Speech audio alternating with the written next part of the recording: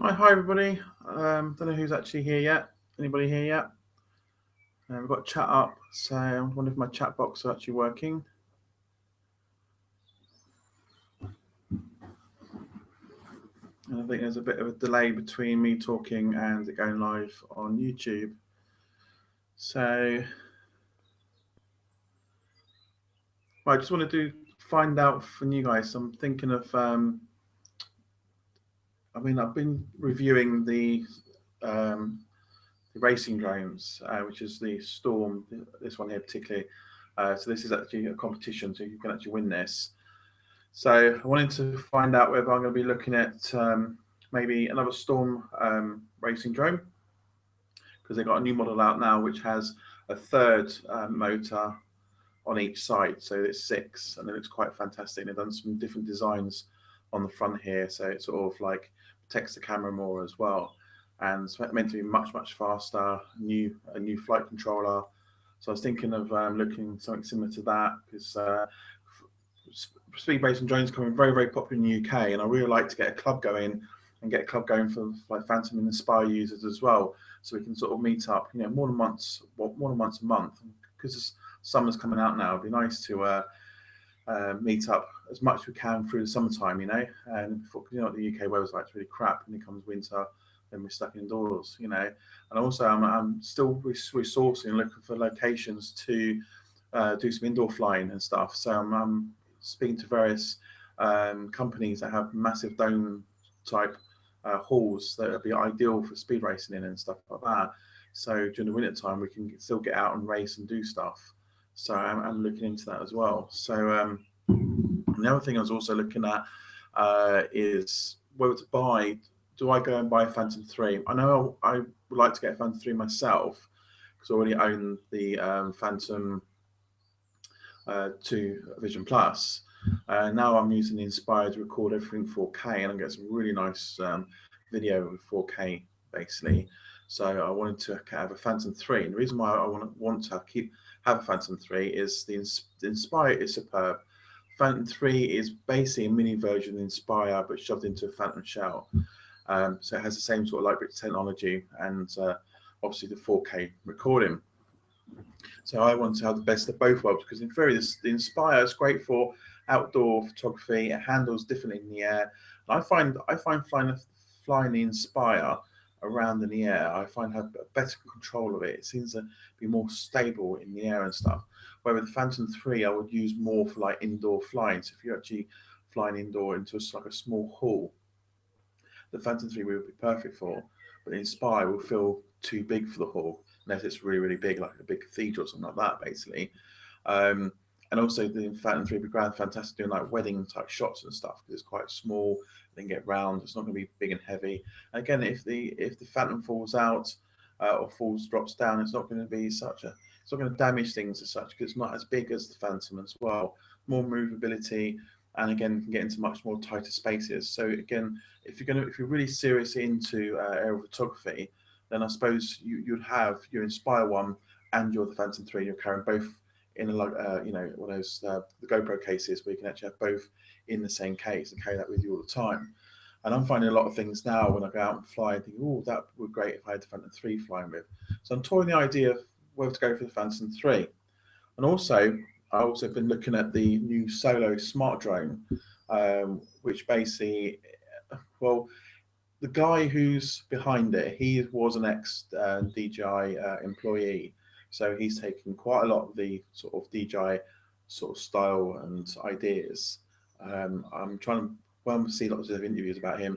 I think most of them were his ideas, not actually DJI. I know there was a court case between DJI and himself when he went to 3DR, and they obviously settled. I think they settled outside court.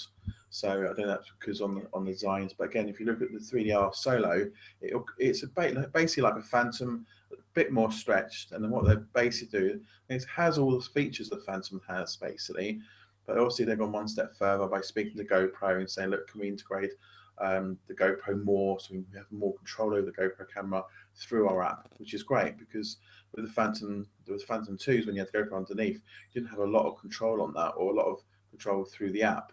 So now with the 3DR, they've done a good job. They actually did got through to GoPro and say, right, let's open it up a bit so we can actually set some boundaries and configurations we can do on the app now, which makes the 3DR Solo a quite fantastic product. And I do like the idea of it. And again, like the idea of the tethering like they do in movies. So you can sort of pick a point here, pick a point there, and let the drone fly up and down basically while you focus and angle the cameras. So you can have that drone flying up and down the whole of its battery usage while you're angling the camera shots you can get.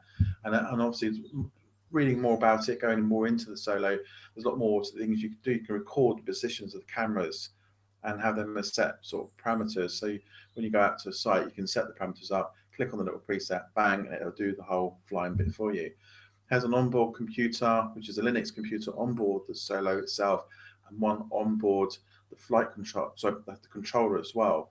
And I do believe that if the computers crash, I mean, you think about PCs, Macs do sort of crash, and it does say the flight controller is separate from the actual Linux computer. So if it does crash, flight controller will then safely land the aircraft back down, a bit like a return home, basically. So that's a good feature. So again, it copies a lot of the stuff that the Phantoms does. Self-tightening props. It's got 880 kV motors. It's a Pixhawk flight controller, as well as a Linux computer on board. It's a 1 gigahertz computer, so it's quite a powerful computer in there. So it does a lot of stunning stuff as well. And using the new GoPro 4 under its belly, you're going to get fantastic 4K footage, because the GoPro offer quite a few more settings than the Inspire can on the GoPro.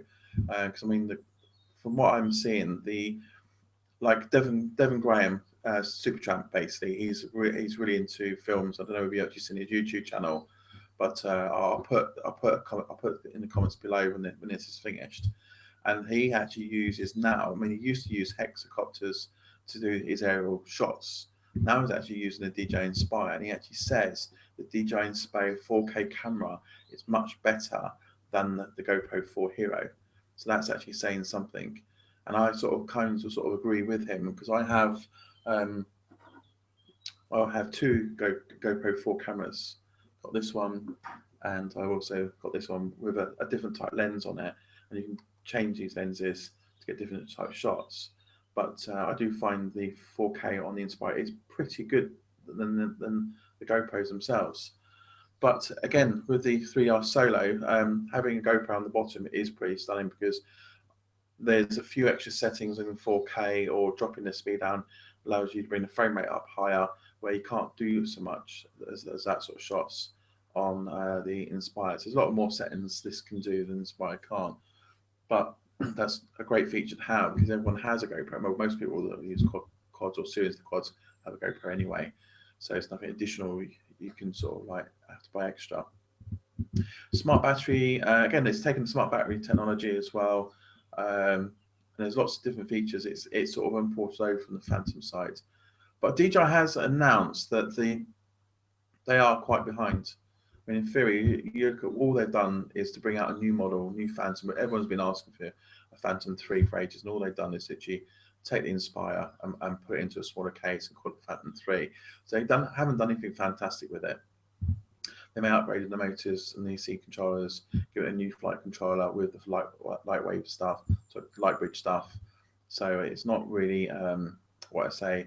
It's a groundbreaking sort of product. It's just literally a copycat, shut it in another box. We'll call that Phantom 3, and we'll milk that for a while, and then we'll bring out a Phantom 4. Then we'll groundbreak it, make it completely different. And that's what he's actually. This thing is the COE guy. He's actually said we should have done a lot more with this.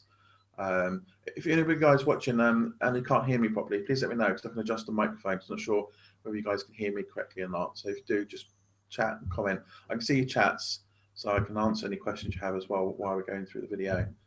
So yeah, so hopefully he'll maybe. I know we've got the UK drone show coming up in this December, the 5th and the 6th now. And I know DJI will be there, so I don't know whether they're going to release something new for that show. They tend to be doing that for every show they sort of attend at the moment. So maybe they've got under the bonnet. We might have a Phantom 4, maybe. I don't know. It's just hit or miss. It's just my thoughts. Nothing's been announced. There hasn't been no earwigging on Google or on the internet at the moment. But I got a feeling if they're thinking they're a little bit behind, we might see a difference.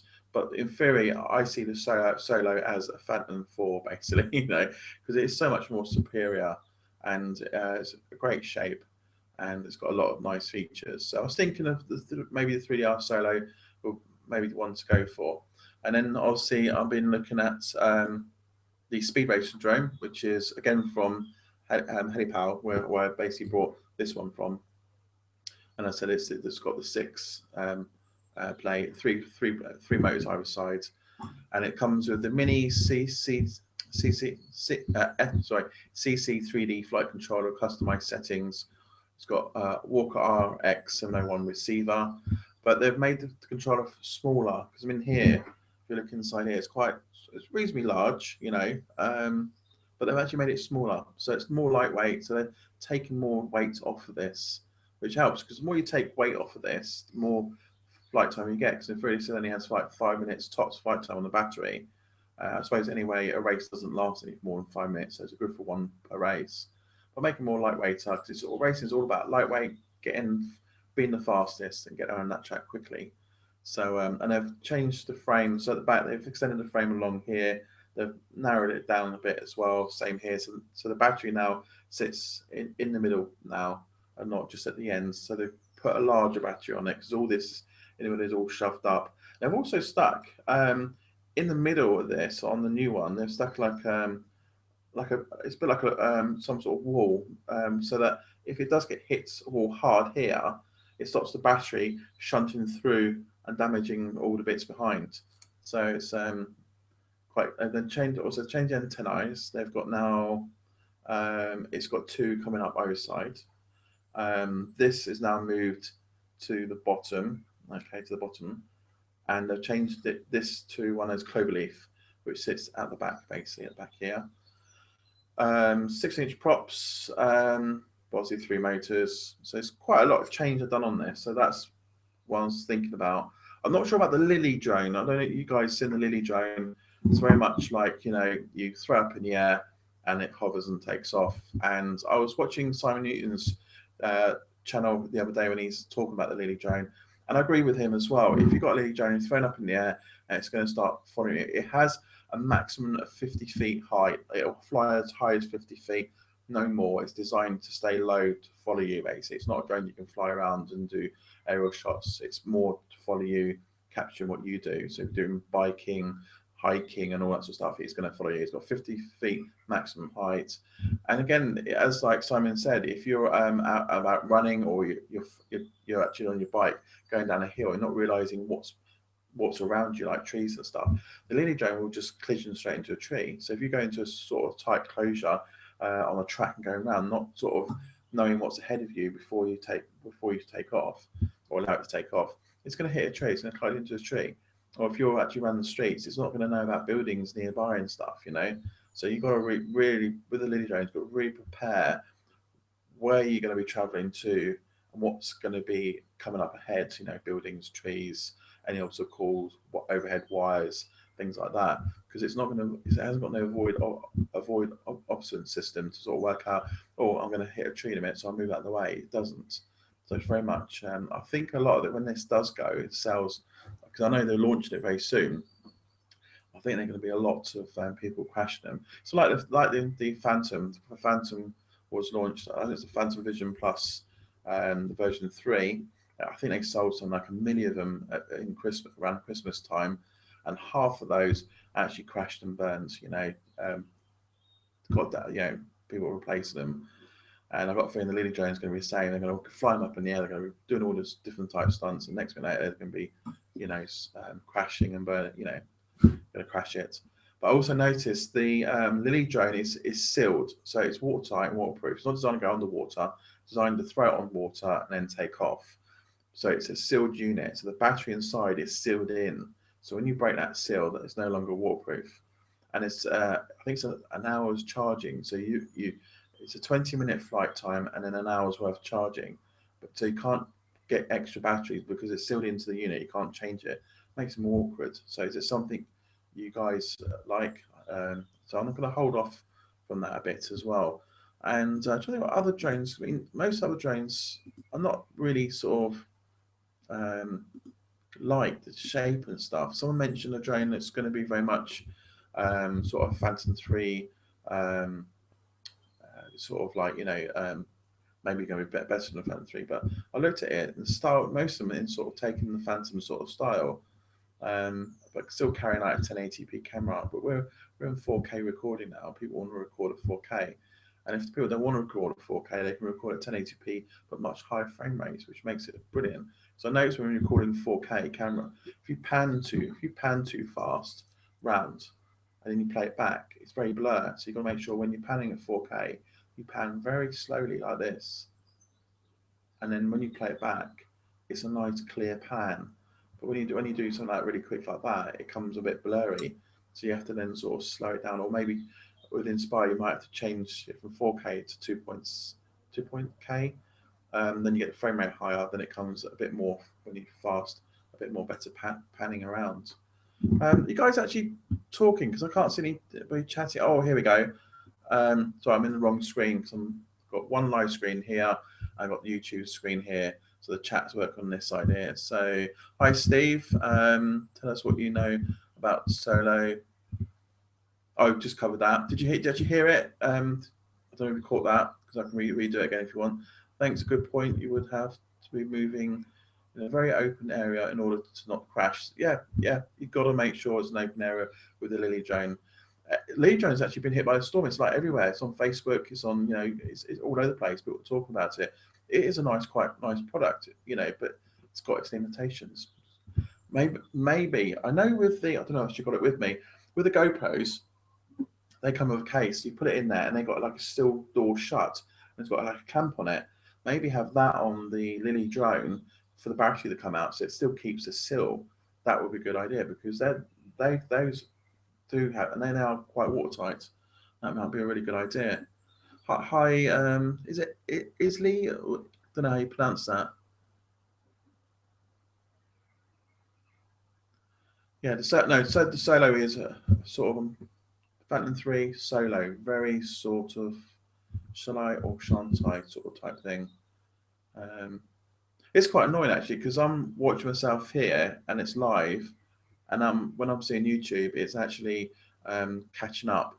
So things it will not do so as a promo video. Was that is that the Lily drone? Yeah, because the Lily drone only is 1080p. The Solo is well, it's what the Hero 4 does, which is 4K. I can't remember what the models are. What does the see? I like the controller. The controller is quite nice because the other thing I find with all these new drones coming out. I mean, what's that one I've seen? The Ghost drone that has a really massive controller, and I'm thinking that looks bloody ugly. I like the idea of having my iPad or my iPhone with all the functionality on it. So keep the controls nice and small because that's nice in that, especially the Inspire controller. That is really nice. It's got a nice weight to it as well. I like the feel of it in my hand. And the option to put the iPad, and then you can create all sorts of stuff on the app, and then feed that through the quad. I like that, but I know let me find it on a. Let me see. It's the Ghost. I'm sure it's the Ghost Plus. So I'm just googling it a sec. So I had it most prepared up. What I was going to talk about, but obviously it's extending a bit more because I start remembering newer drones I've seen as well. Ghost Plus drones. Let's have a look. Where are we? Ghost. Do you remember the site now? My favourites, yeah. Ghost drone. Is that it? I think that's one that's got the really bad, ugly controller. Oh yeah, Ghost drone. So let's. Oh no, that's different. That's a different Ghost drone. Ooh, okay, that's a bit different. Something new. Right, let me just find the original Ghost quadcopter. Can't believe I can't find it now. Oh yeah, Ghost. Visit page. I think I found it now. There you go. See, the Ghost is very much Phantom look as well. and it made it sort of a bit of alien looks. It's got like a green bit on the top that sort of lights up and flashes and stuff. That comes with its own camera underneath on a gimbal, and I think this is not the original Ghost website itself. This is another company selling it, but it has the legs that fold up as well. Because someone said about the Phantom 3, why didn't they do the legs folding up? I don't see a point of the legs. Well, it's supposed in the way legs away, because sometimes if you do pan too quickly or you go forward too fast with the Phantom, it gets the props in the way. Basically, I find the props sort of come down in the frame basically. And if you pan too fast, it can capture legs in there. So obviously having the legs out of the way is not too bad. But I don't think that they saw as a point bring the legs up, because the camera don't pan around like the Inspire does. It's always facing forward, basically. But I can't understand why the Phantom 3 didn't put a camera that pans round, because that would have been absolutely fantastic to have on there. Look, guys, tell me what you know about Solo. Thanks again. So I'm working out how this chat script works. Oh, have you seen the Pro Guard to the Inspire 1 that has been launched? Oh, is that the prop guard, the quick release ones? Because I got the quick release props the other day. I've got a video coming out showing how they actually fit on, and they are pretty good actually. They fit on quite nicely. Once you got on there, you just like push and click, let go, and they're solid from what I can see. I heard some bad bits about the quick release props because someone had them installed, and as I was flying, one of them flung off. But they are really solid. They don't actually come off. I mean, I've like did it quite hard. They're quite tight, but the where it connects into is plastic. I like seeing that being metal, basically, because the thing that the spring bit is metal that you push onto and you twist, and then it pushes it back up to keep it locked. So I like the bit it screws on that's plastic, which I like. That would have been nice if it was metal, so it's stronger basically. But I suppose they're trying to keep the weight down, because every time you add new stuff like prop guards and new props on there, it's going to take away a bit of flight time, because obviously more you add onto it, the more flight time it is. I don't understand. Like I've seen a lot of the Inspires, people buying Inspires, putting on flashing lights and other bits and pieces and headlamps and God knows what. Don't know why you're just gonna kill the flight time on it. And more options. Don't forget, these are built as they are, so they're probably taken into consideration. There's not going to be extra stuff loaded on top, so that could have put towards like flyaways or things happening with it and stuff. I mean, I've brought my Phantom Vision Plus 2. I've got the Inspire. I've never added anything additional now. I've left it as it customized for actually. Touch wood, it's been perfect. No flyaways. I had an issue. I was speaking to a guy on my YouTube channel. He was messaging me. It was Harry. He was talking about flyaways because he had a similar one that sort of just flew away. And I think it's mostly to do with the compass. But again, I would like you guys, if you guys had flyaways whether it's in Phantom or the Inspire, email me details about your flyaway. Give me some details like how it happened, what happened, or if you've got a video of it, send me a link to it. Because I like to investigate to find out if it is compass calibration issues or the IMU involved, or whether it's just purely to do with what's around us.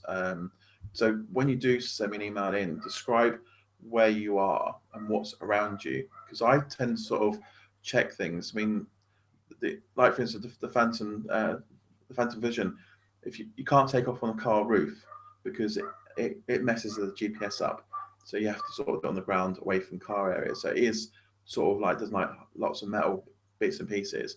Always make sure there's no pylons around. But even I've actually flown around near a pylon, because I went up to the old ding where I used to live many years ago, and they've got a massive pylon, and it's got a lot of TV broadcasting on it, because that's what space is built for, and it's got mobile phone masks all up it as well. I mean, this is loaded up for radio basically. And I thought I had my Phantom Vision Plus, the version 2, not the version 3 at the time. So I took off and I followed the pylon. So that's the pylon. I actually followed the pylon all the way up, more or less to the top. It's bloody tall. I had no interference whatsoever there. Flew nicely up there and came down nicely, and nothing. And where the pylon is, if you walked about, say, a minute or so this direction, as if you're going back out the woods, as the hill goes down, at the top of the hill, you've got the big pylon cables, which is all the electricity. And there's about 6 of them, and they're quite low down.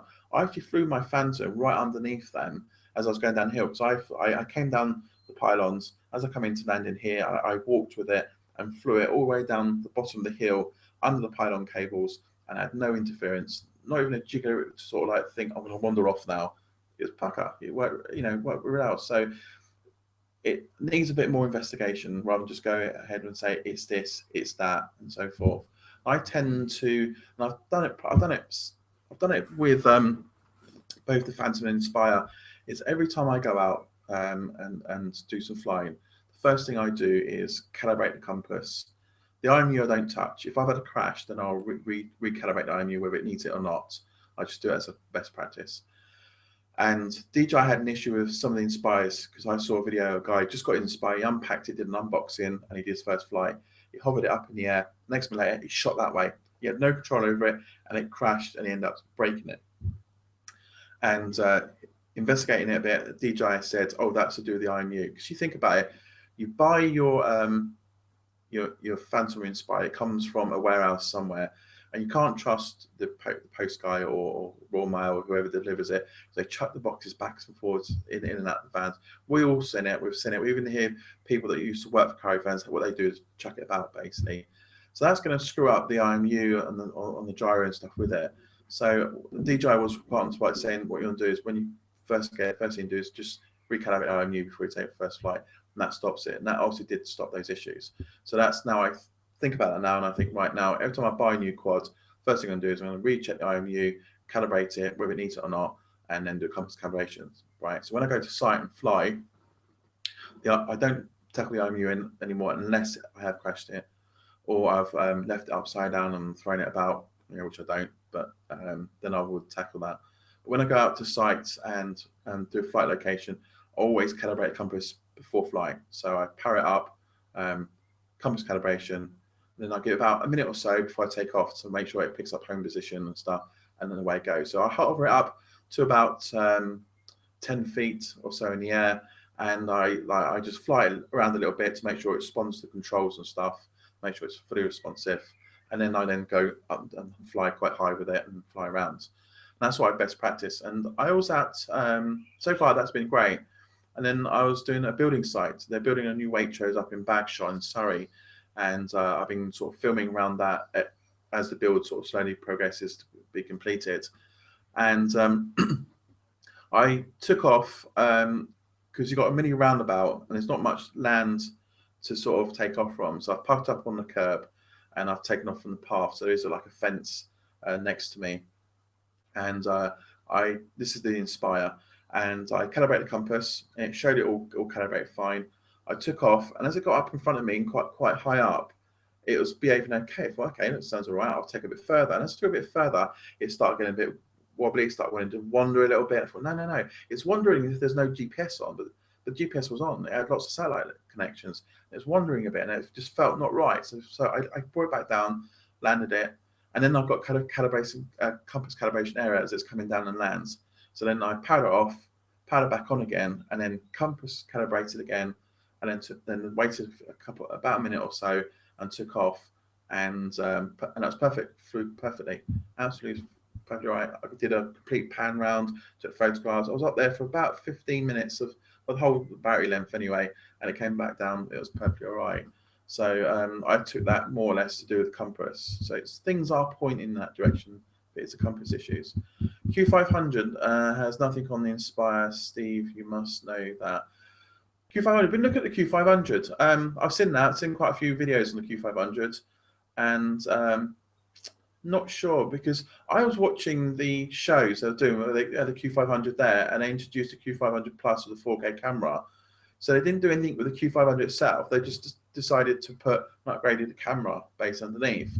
But there was no different on technology, where a lot of the drones at the show were really moving onwards with their technology, and the Q500 is still sort of as it is, but I don't like the shape of it. I don't like the look of it.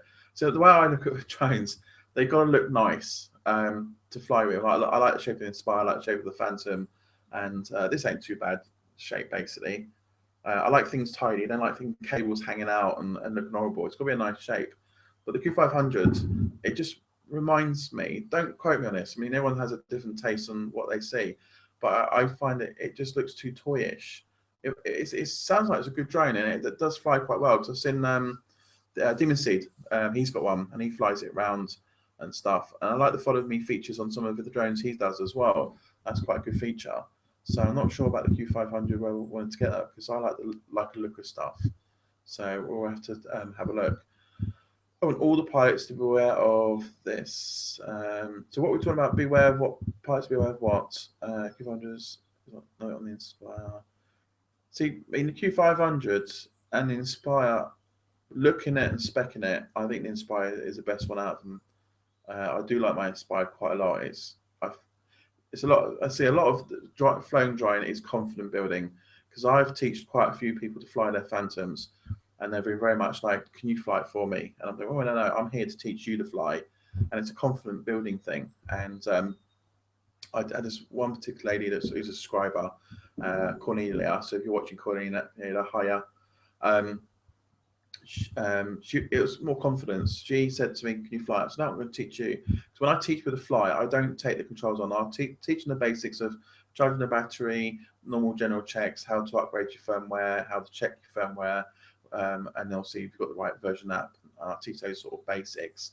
And then when I go out onto the field and stuff where we're going to fly, I actually then show them sort of the basics, like switch on the controller, then the Phantom, check this, check that. This is the calibration, and just through the normal basics. And then once they've done that, I then get them to fly it. And I just say, look, GPS is on, it's all ready to go. Fly it until it's actually in front of you, and then let go of the controls. So let you take hands off. And they do that. They take off hands off. So they get the feel of that taken off and then being in front of them. So they get an idea of it. There's no point showing how to fly around. I prefer them to be hands-on. And so far, I've been quite successful doing it. So she flew around, got up in the air, flew a bit, and she felt more confident because I was standing with her as well. And I had another guy wanted me to go down, but obviously things happened and I couldn't get there. And he wanted to fly with somebody with him, again, for more sort of confidence boost sort of thing. Because it is confidence to do this.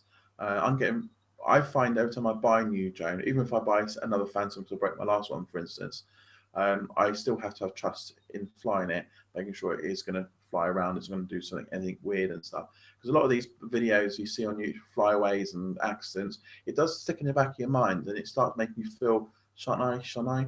And I've heard on YouTube, I think it might have been on a Facebook conversation or Twitter conversation, where a guy's got his Inspire and he's reluctant to fly it until he knows DJI's sort of all the issues out with it and stuff. And as far as I know, I don't think there's any major issues with the Inspire. Yes, there's lots of here and that, and you just stick in the back of your mind. It worries you a little bit, especially if you've got a big investment in your Phantom or your Inspire, because they're not cheap products, I love the nano quads as they really test your skills. Why we can't always have GPS? No, that's right. I mean, this is no GPS on it whatsoever, and you've got to. It's a different experience of flying, because you're flying it, and the way I see it, with GPS, it takes away a lot of the feel, and it also appreciates the amount of calculations it's doing to keep that thing in front of you still. When you fly freely, even a small gust of wind will blow it in a direction where the winds focus it, and it takes a lot of time to keep that in the middle, because you're doing a lot of calculations with your thumb and all the time on the controls, keeping it stable. So you don't really appreciate how much the GPS takes all that flying technique away from you. So with these, you've got to, it's keeping the altitude up. So even keeping the altitude up and keeping it still, it's very difficult, because when these batteries start going flat, you have to keep putting the power on to keep it still, while they sort of slowly drop. So you've got all that in your head thinking about. So you're thinking about a lot more. If you've got kids around you distracting you and say, "Dad, Dad, Dad," you can't, because this will just end up dropping or flying off somewhere. And these are really easy to just disappear, because they are fast and quick, basically. So this really appreciates, if you can fly one of these skillfully, low to the ground, fast, around corners or through trees, then you're going to be the best pilot ever, because you have full control of these. They do come with GPS, but you still have to learn some of the non-GPS, when they say ATT, to fly it, because you fly through trees and the GPS signal is lost, it's going to go very much into its own free mode, so it's going to sort of take a dive. I notice with these things, when you fly them forward really fastly, they actually do go like a slight nose dive, so they start going downwards. So you have to then bring the altitude up so you balance it. So you have all that to consider. So this is a completely learning curve on any of the quads with no GPS. There's one particular guy, he he gave me it was out of a forum group where this guy sort of like give his views and stuff. And he's saying all pilots should sort of learn to fly their Inspire or Phantom in ATT mode, appreciate what it feels like with no GPS. So if you do get into problems or you get loss of GPS, then you get to feel like how that feels in the air, and obviously be able to return that back without relying on GPS all the time. So it's definitely worth having a quad. So if you've got an Inspire or Phantom, it's definitely worth having a quad and playing. I mean, it's great. And I find, I mean, just a minute, I've got yeah, I bought the FPV goggles, and I find, let me just get them out of the box. Oh, these are the Dominator 2, I think, goggles. I did a review of them on the channel a while back. And so when you're flying that normally, so you're flying it line of sight, it takes some skills to learn. And when you strap on these goggles and start flying, it is a completely different learning curve, because you're like relearning, because you can't see this in front of you. So in theory, you're looking through the camera, so you can't see behind your. So it takes a lot of the orientation, and it really does confuse your head.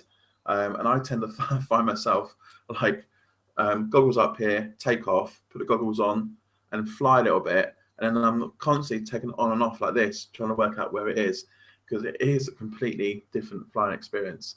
So you really need to learn your skills on flying this first without the goggles or without the FPV monitor. Learn that, and then start learning this. You can learn, I suppose you can learn FPV through the Inspire, because this will take an HDMI connection straight to the Phantom, so straight to the Inspire, and you can probably learn that way having GPS, I suppose, in a way, and get the experience of this. But it is quite different having that and that together, especially if you haven't learned to fly this properly or skillfully. It is a different learning curve. It's quite hard work. Let's see what question we've got here. So hi Harry, Harry's on now. Love the nano quads as they really test your skills. We can't always get GPS. See, with the nano, the small ones, I've got them on here as well. Let me have a look. Where is he gone? Found the controller. That's how small he is. See, I've got a nano one here, and that's the little controller that come with it. And I find these really difficult to fly, and people are saying, and it is a true saying, that the smaller they are, the harder they fly. The bigger they are, the easier they to fly. It is. Flying that is more difficult than I find flying this. I can fly this quite well, but I find this very difficult. And again, I prefer to fly an Inspire than this, because it is quite true. The smaller they are, the harder they fly. Because in theory, great indoor, and this is good to practice. So if you don't want to go out and actually buy one of these to practice and fly with to get your skills up, then it's cheaper to buy one of these little nano ones here and fly these instead. And they have the same sort of control movements as a full quad itself. You know, you can actually flip these as well. You can actually do little stunts with them, flip them over and stuff like that. Brilliant little things to play with. And I might start practicing with these, because if you can fly one of these, then you'll be perfectly brilliant with this straight off. You know, perfectly brilliant. So that's a true point. Manual modes all the way. And do you, Jack? FPV. I'm going to start one. We'll get more. I'm going to give this away to a competition. So check my channel out, because I had lots of people entering into this. So if you want to win this, so check my other video out that tells you all the rules, which I'll give you the rules a bit later before we end this live stream here, about how you can win this. Because I'm really seriously thinking of buying another Storm Racer, which is a new one. I think it's the SDR 250. It might go to the 260 to look at the differences, and then really practice on that, because I would really like to do the FPV flying, because it will be a completely different experience as well. Right, down 2 miles, that must have hurt. I'm into mini quads, Bad Hearts. I recommend these Zevius HD Cinema FPV goggles. Yeah, I've been looking. I mean, I find when I got my goggles, I was disappointed with these. These are very expensive. These are like £300 goggles. They did have the HD version, which was their top one, which is about 400. And I was disappointed because when I'm in these, when I've got goggles on, they look like I'm sitting in front of a cinema screen, 2 rows back, with all the lights down and the screens on, and that's it. And I'm thinking, this is shit. This is absolute shit. I prefer goggles that surround your eyes. So in real life, like in real life, when you look left or look right with your eyes, you're still there, and you still see things around you. And that's what FP goggles should be really about. And I know that these come with head tracking now. Head tracking seems to be getting quite popular now on quads and even RC planes. They're putting head tracking in it. I know one of the part of the CAA regulations, and then I think the FAA seems to be moving much faster on all the laws and stuff, you know, and CAA seems to be sort of really staggering behind still, and I think they should be pushing forward. But I think all of us should start sort of help the CAA to push forward with the laws, because they've changed so much in the FAA, so you can actually fly and go for a license that you don't have to do the full pilot license for. You know, you can do like a cut down version. I think they call it like the 333 or something, which gets people up in flying it and doing commercial stuff with. We should have that in the UK. But I know they're considering, because they don't like FPV flying. FPV flying in the UK is no. Same with the FAA, it's a no basically, because they want you to be in line of sight flying all the time. But they are now looking and saying, if you can get head tracking on your quads and you're able to see like a real pilot, because in theory, if you're flying a real plane, you're going to be seeing like over your shoulder. So you can get that view and front view. With head tracking, that's the same in a quads, isn't it, I suppose? You know, I've never seen a pilot get out of a seat and look back behind him, because it has no back windows in theory. So all he's got is his front view, left, right, like your head's doing. So you can do the head tracking on that side. I've seen a couple of RC airplanes where they've put head tracking in there with tiny little cameras, because they use these type cameras in them basically, and they work perfectly.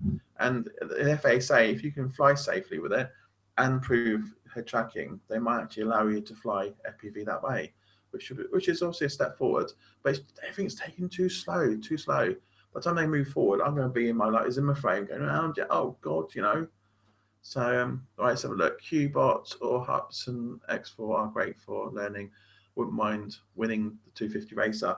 Well, let me just quickly go to competitions. I'll do this now, and I can do it a bit later as well. So to win this, all you need to do is email me, jack@jackdjphantom.uk, using the subject title competition time. And then in the body text, I want your contact details and obviously description why you want to win it. Just a brief sort of saying, I want to win it because your channel's so good, or I want to win it because I want, whatever you decide, just a nice something to say why you want to win it. So all you need to do. If you email in with no subject title as competition time, then it will be excluded and you won't win. So make sure you get all those details correctly. Email that in to me. So you only need one email. And then what we'll do is, not this weekend, next weekend, we'll then do a live chat like this, and we'll announce the winner on there as well. Okay, so stay tuned and watch it as well. So that's all we need to do to win that. We're going to do some more because I'm still doing my hexacopter build. I've almost completed it. I've been doing little chunks of video here and there between other bits I'm doing as well. So I'm going to get those videos up over the weekend. And I've did time-lapse bits between those. I'm trying to sort of fit it in nicely, so you don't spend like half an hour watching the hexacopter build. I'm sort of snap it between, make it really quick, but showing all the bits so you learn from it as well. So that's all complete. I've got the controller to go into it, sold all that off too. So I reckon in about 2 weeks' time, or maybe 3 weeks' time, or sort of mid-June, I should be able to do the first flight with the hexacopter build. So keep an eye on that. Let's go through. Sorry, chat script's going really quick here, so I'm sort of keeping up with it. Plus the delay on YouTube, it's quite annoying actually. No racer, it's into slow moves, fast and smooth. Send on here, make email. Cool. Oh yeah, let me put the email just on the chat bit. That's a good point actually. So I can't do title in there. It's a bit difficult. I don't normally do. So email address is at jackdjphantom.uk.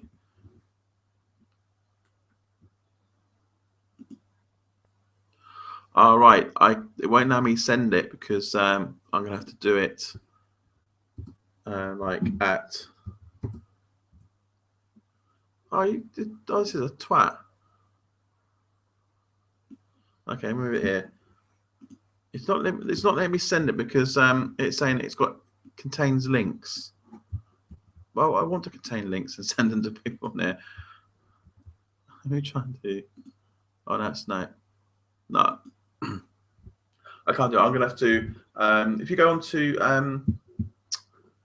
how can I get my? Oh, I'll put the comments on the bottom of this video. So if I can add the comments on here. So in a minute, the comments below in a minute, I'm going to have my email address. So I'll do jack@jackdjphantom.uk, and I'm going to put my website address in there because there are not changes on the website at the moment, and I've got the FAQs going now. So if you highlight the FAQ on my site, you'll see a drop down there, say firmware, then underneath that you've got Inspire and the Phantom. So a lot of people are asking about all the time, how do I do my firmware and apply? I've had quite a few phone conversations with people with their Phantom 3s and how do I apply the firmware, getting confused a bit. So I've done complete instructions. They are very similar, well, they are exactly DJI instructions on there as well. So you don't have to keep going everywhere. So I'm trying to keep everything in one place. So yeah, so that's up on there, and what I'm going to do is over time I'm going to modify the links and the FAQs to tune them to like what I've been doing in the experience and stuff, and I'll copy up the text file what you'll see when it's completed an upgrade. That's right. How did you do that? I couldn't get mine. Says comments cannot contain links, and you've put one on there. Oh, you could take the end bit off. Ha! Don't forget .uk as well. Brilliant. Thanks. Is that Teddy or Tanny? Harry, thanks for the email, Jack. Well done. Cool. We got that across.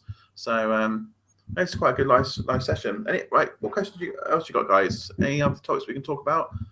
Gone quiet now. Oh, t-shirts. Did you guys get the links? Because mate is redoing these.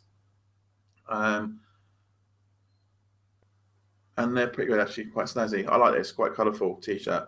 I'm going to do some prints. I've been doing some designs at the moment for t-shirt designing because this guy gave me an idea, and I've done some Inspire, I've done some 3D Solo. So I'm going to look at all the drones and stuff. I'm going to do some nice t-shirts, make them colourful, and they're going to be in all different sizes from small to right up to 3XL, basically. So I'm going to do a store on my site where these be sold through. And also I've been looking at doing these things, mouse mats. So these are just samples. These are not actually what one may come out. It may change, but just to give you an idea. So I'm going to do mouse mat prints. So like a bit like this thing. I got 3D Solo there. But if I'm going to do this one, it's going to be my own photograph on here. This is just give you an idea what the mouse mats look like. So there's that one, and I also did for guys want to know about the laws and the rules and where to go and look. I thought this would be quite a good one. So I'm going to modify this so it's not actually copyright issues with the people here, but I might actually ask them if they'll allow me to use this. If that's the case, then there'll be these. So you have all the details on the bottom here, where to go if you want to remember what the laws are. And this one again is another test one I thought about, but I'm going to put some background behind it, or I might even get mine up in the end, get some nice shots and stuff, and sort of like an Inspire mouse mat as well. You can see that. So yeah, but we'll get some, and there's going to be loads more because I've got loads of ideas for mouse mats and stuff like that.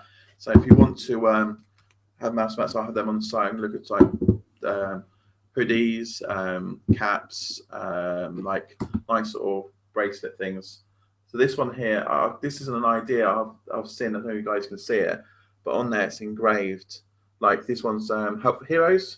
You're supposing me to wear a lot of those t-shirts, but I'm going to look at finding the supplier for these and get on there, like Inspire One pilot or Phantom pilot, you know, or quad pi or hex pi, put some nice sort of sayings, and we'll have some of these up as well. So there's lots of things I'm going to do because I want to support this channel more.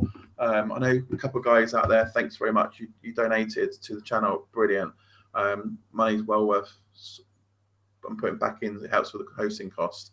So so I'm going to get some merchandise going, so I can get the channel supported better, get some really nice stuff in. I've had 2 companies from the States. They've approached me and they want me to do like what I'm doing now with them, basically, as well as what I'm doing. And in return, I was going to get the latest tech come to me, so I can do all the reviews and stuff with it and unboxing. And I responded back. So I've had telephone conversation with both of these companies, and they've not come back to me. Okay, and I'm a bit disappointed because I was hoping this would have been quite a nice way of showing you guys, and that there was agreements that I would keep them as return for doing the review for them, and I was going to actually use that thing to sort of do test flights, thrash it about, try things out and stuff, see how robust they are, and then give them away in competitions. So if any companies out there are listening, or you know any companies out there want to be a sponsor for my channel, all I'm asking is send the latest tech, and I'd love to review them all for you. So watch your space, because I haven't finished. I'm going to be contacting a lot of companies anyway. You can have the Mac, and I have the Quad. Yeah, I use Mac for editing. I've actually upgraded from using iMovies because it's free, and because I'm now shooting 4K, iMovies don't support 4K, 1080p they support. So I had to move to Final Cut Pro X, £200 price bracket, a bit expensive, but well worth it. And I found some nice sites that you can buy plugins for Final Cut Pro, so you don't have to be an expert. If you know iMovies, and you'll find the move to Final Cut Pro is seamless. It's easy. It's as easy as playing iMovies. But there's a website that comes with lots of plugins, filters, graphics, special effects, special titles, and loads and loads and loads of stuff. And it's not expensive. You can buy a pack of like titles for about £20, and you can probably get about 15 pro professional titles. And now I'm using these titles, I actually start recognizing when I'm watching telly and see the news, and they bring up the news banner at the bottom, and I think, oh, that's must have done on Final Cut Pro, because that looks exactly the same one I've got. So they are really good quality, and you probably notice a few that I'm using now on my previous videos. But no, it's great. I can now do 4K, and the brilliant thing that I've noticed with the Final Cut Pro supports multiple camera angles. So if you've got some GoPros, for instance, and you're, say, for instance, you've got one pointing, say, below me, pointing upwards, and you've got one at a side shot like this, recording an interview, say, for instance, you've got 2 cameras like that, and maybe you've got a third one, maybe above or something like that. You can take all those 3 footages, you put it into Final Cut Pro, and you highlight them all, and you tell Final Cut Pro synchronize the footage. Then you can choose which camera angle to use, but the actual recording voice is in lip sync with all 3 shots. Brilliant. Works with quite a lot. I think it works up to like 8 multiple cameras. So you've got them all scattered around. You can synchronize all of them in, and brings lip syncing perfectly. Because I did some stuff in iMovies where I had a GoPro on my remote control, had it sort of like a stick looking down, so it recorded my finger movements and stuff. Then I had one on my head, and recording the flights as I'm flying like that. It's recording what my fingers are moving, and I can see what I was doing. And I tried to put them together, but couldn't get a lip sync or video to actually sync in properly. It was very hard because you had to manually to do it. But now with the Final Cut Pro, seamlessly do it now. So I'm going to start doing. Someone asked for that. Can you show me your finger movements as you're flying around in a circle? So I'm going to do one because that's quite superb. It's weird when you've got a GoPro attached to the controller as well, and the background's moving around as you're sort of doing this. It just looks really totally weird. Good channel, Jack. Thanks very much. I try my best. I'm really going to push this channel. I'm really sort of start interacting with you guys. You know, it's not just going to be about reviews and stuff. It's about interacting with you guys, knowing what you like to watch or see, and change the way I'm doing stuff. So like give you guys what you're after. You know, the support. Because I'm repairing Phantoms, I'm repairing Spires. I can get quite a lot of the spare parts now. Got a source I can get all from now. All brand new parts, all proper legit, proper DJI stuff. So again, if you've got a Phantom, you've not got time to repair it, and or there's an issue, it's banging your head, you can't get it, send it to me. You know, and what I'll do is once I receive it, I'll go over it, check it all out, then I'll come back with a nice email saying that this is a quote to repair it. It is repairable. I can do, or if it takes me 10 minutes to fix it or something like that, then I think, well, that doesn't warrant, you know, an hourly charge on it, or, you know, a charge, particularly a charge. As long as you have postage for returning it back, I'm happy to do that. But obviously, it's replacing parts. And I'll order the parts in, but what I'll do is I'll give you a quote first for all the parts, and then it'll be one fixed labour cost. It won't be per hour. It'll be one fixed cost. Probably off the top of my head, probably about £20. Get the parts in, fix it together, and then I'll do a video of the fixing, and I'll do a video of the flight. So I'll do a flight and test flight as well. Make sure it flies, takes off, lands, it's all back up. Then we box it all back up, ship it back to you guys. And I'm happy to do that with Phantom 3s, Phantom 2s, Inspire. If you've broken the gimbal and need a new gimbal replacement, I'm happy to do all that. I did that once. I did that before. A few weeks back, a guy crashed into a tree and it smashed his Zebius gimbal up. And I tried to repair it, but it was also beyond repair because it did really hit it hard. So we brought a new one and fixed it back on there. It's up and flying again. So it's nice and easy. So I'm happy to do that. So on spot, so long as it's not under warranty, can't do warranties. So I'm not got any tie with DJI. So any warranties will have to be straight to DJI. But I'm happy to diagnose as much as I can through email. Okay. I won't stick to phone calls as much, depending on what the issues are. I'm happy to phone back because I find that can be quite time consuming, but happy of course emails and stuff.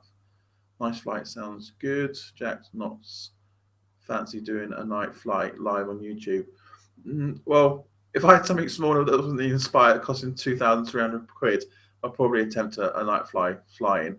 I did do it my Phantom though. I did get up above the well, outside my house. I flew up above the houses, the roofs basically, and all I could see these lights flashing.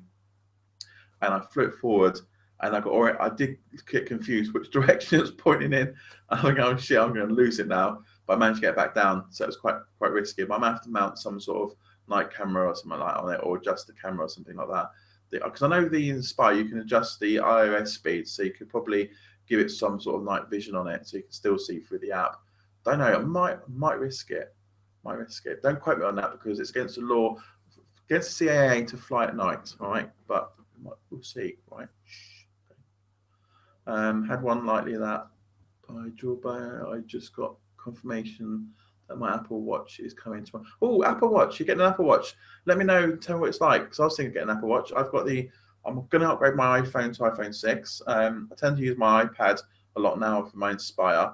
I bought my iPad for the Inspire, but I bought a cheap one because when I got it, I found out my iPad Mini, which is like a standard iPad Mini, worked with the beta version of the Pilot app, but when I updated to the full phone version, it said, sorry, don't work on this iPad, not compatible. And I don't know why. I think it's to do with something chipset in there works with the new Pilot app. So I had to go out and buy a new iPad. So I bought an iPad 3. I bought the cheapest one, which was like 200 quid, which is like only 16 gig. That got me flying with it. And now I'm doing like these live streams and stuff like that with like the first one I did for it, which is really cool.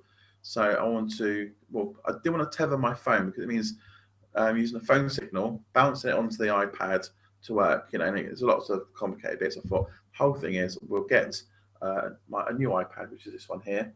It's the gold one, nice goldy one, 128 gig. Because I like my iPad because I use it for everything. So I've got like, all my music on it and stuff. And obviously, when you download footage onto the pad, it's nice to then sit in the car and go through and have a quick nose as well. And it's quite good to look at it on a bigger screen, because then if you think, oh, that didn't work so well, and you just get out the car and retake that shot again. So it works well. So got bigger storage on it, and it comes with a data card. So I've got 6 gig of data allowance on this.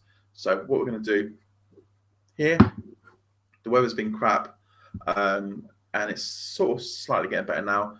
So when we do, then I'll find a nice 4G area, because this is O2 4G, and we'll take it for test flight, and we then do a live stream. Okay, then we can compare the one I did earlier, which is Wi-Fi and mobile data, and we can see the quality differences. Like, I was a bit disappointed on the Wi-Fi one because I should have had a good, damn good signal, because my Wi-Fi, I hang out the window, so in theory I'd line of sight my iPad with it. So, and then I flew off the Inspire, so there was still a bit of delay between it all, which should have been like really smooth. My Wi-Fi is like 70 meg download, 20 meg upload, so it's quite good. Contention ratio is not bad actually, and I expected more out of it. So we will try it on 4G, see how it works with this new one here. This is really nice actually.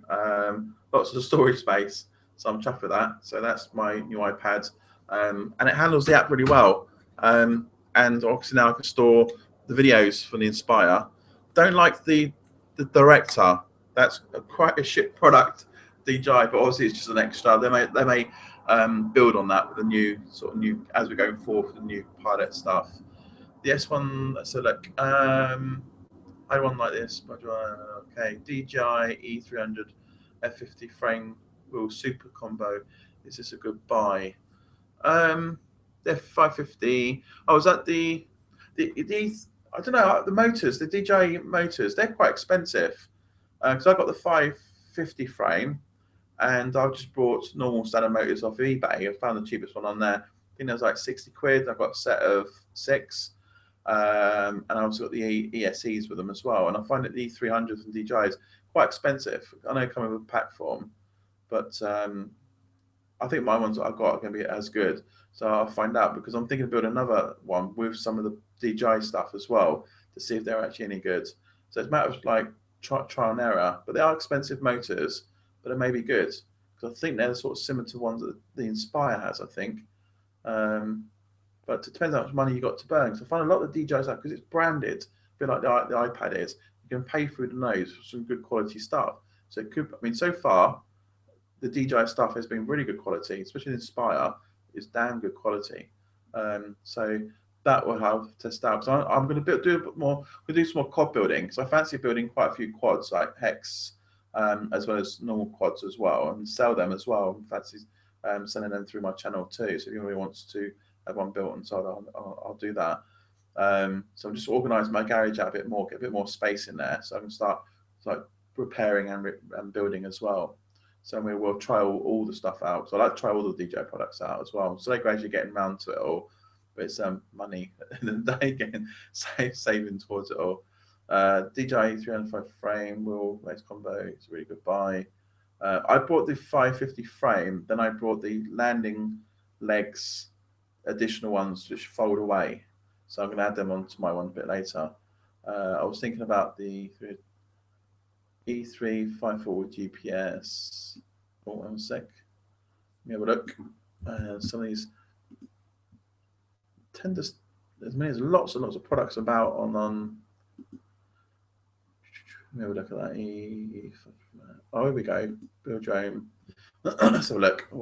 So I'm just looking at what you guys are talking about as well. Another 550 frame, 3 landing gear. Oh yeah, I can see that. That's E3. Yeah, they're the DJI ones. The E3 and GPS. That was that £274 includes VAT, and that's the whole lot in it. Motors, ESCs, props, and NASA as well. NASA MV2. That is good. Because I bought the NASA MV2 because that supports everything from a single helicopter up to 8 motors. I think it does. And yes, it was £191. Bit expensive, but quality. Get quite a bit in the box actually. For the size of it, it's tiny. It's about £191, but a bit more bits, but it has lots of bits in there. So I've did an unboxing of that. I'm just going to put all that into my Hex, and we'll see how it performs. Because I trust a lot of the DJI stuff, because owning a Phantom and an Inspire, that's why I bought the flight controller, because I'm not sure, because these flight controllers here, these are cheap. These flight controllers here are about £40, but what's good about them, they're open source. So if you're good at programming, you can program modules for this and expand what it can do, basically, which is quite nice. But I'm not sure the reliability. Open source stuff can be either really good or it can be really shit. So it's sort of hit or miss. But as I'm building and flying a few more of these, I'm going to get used to what these type of kits are, but they are very cheap. So if you're looking to build a cheap quad, but you don't want to put like a DJI flight controller in it, In DJI Spectre, I was like £191 with GPS. This is £40, and I think the GPS module for it is about 60.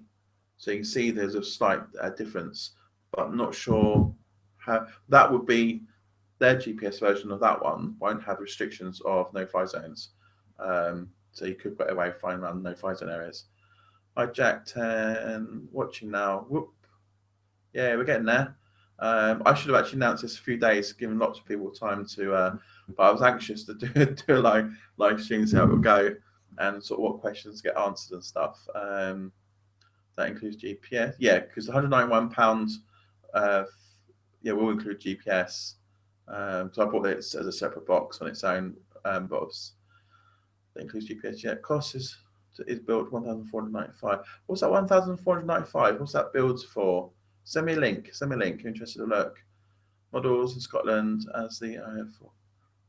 Yeah, there's lots of places around. I find the DJI Nazov M2 is very much similar. It's the same price on DJI. So I looked at that. I thought, let me shop around. Let's have a look. eBay do them. They can do the M-Flight controller on eBay, but no GPS module itself, because the GPS is already built in the unit anyway. So you get everything apart from the GPS aerial, and that was probably about £20–30 cheaper. But you need the GPS. So when I looked at on eBay for the same one, it was coming up the same price, £191. DJI, £191.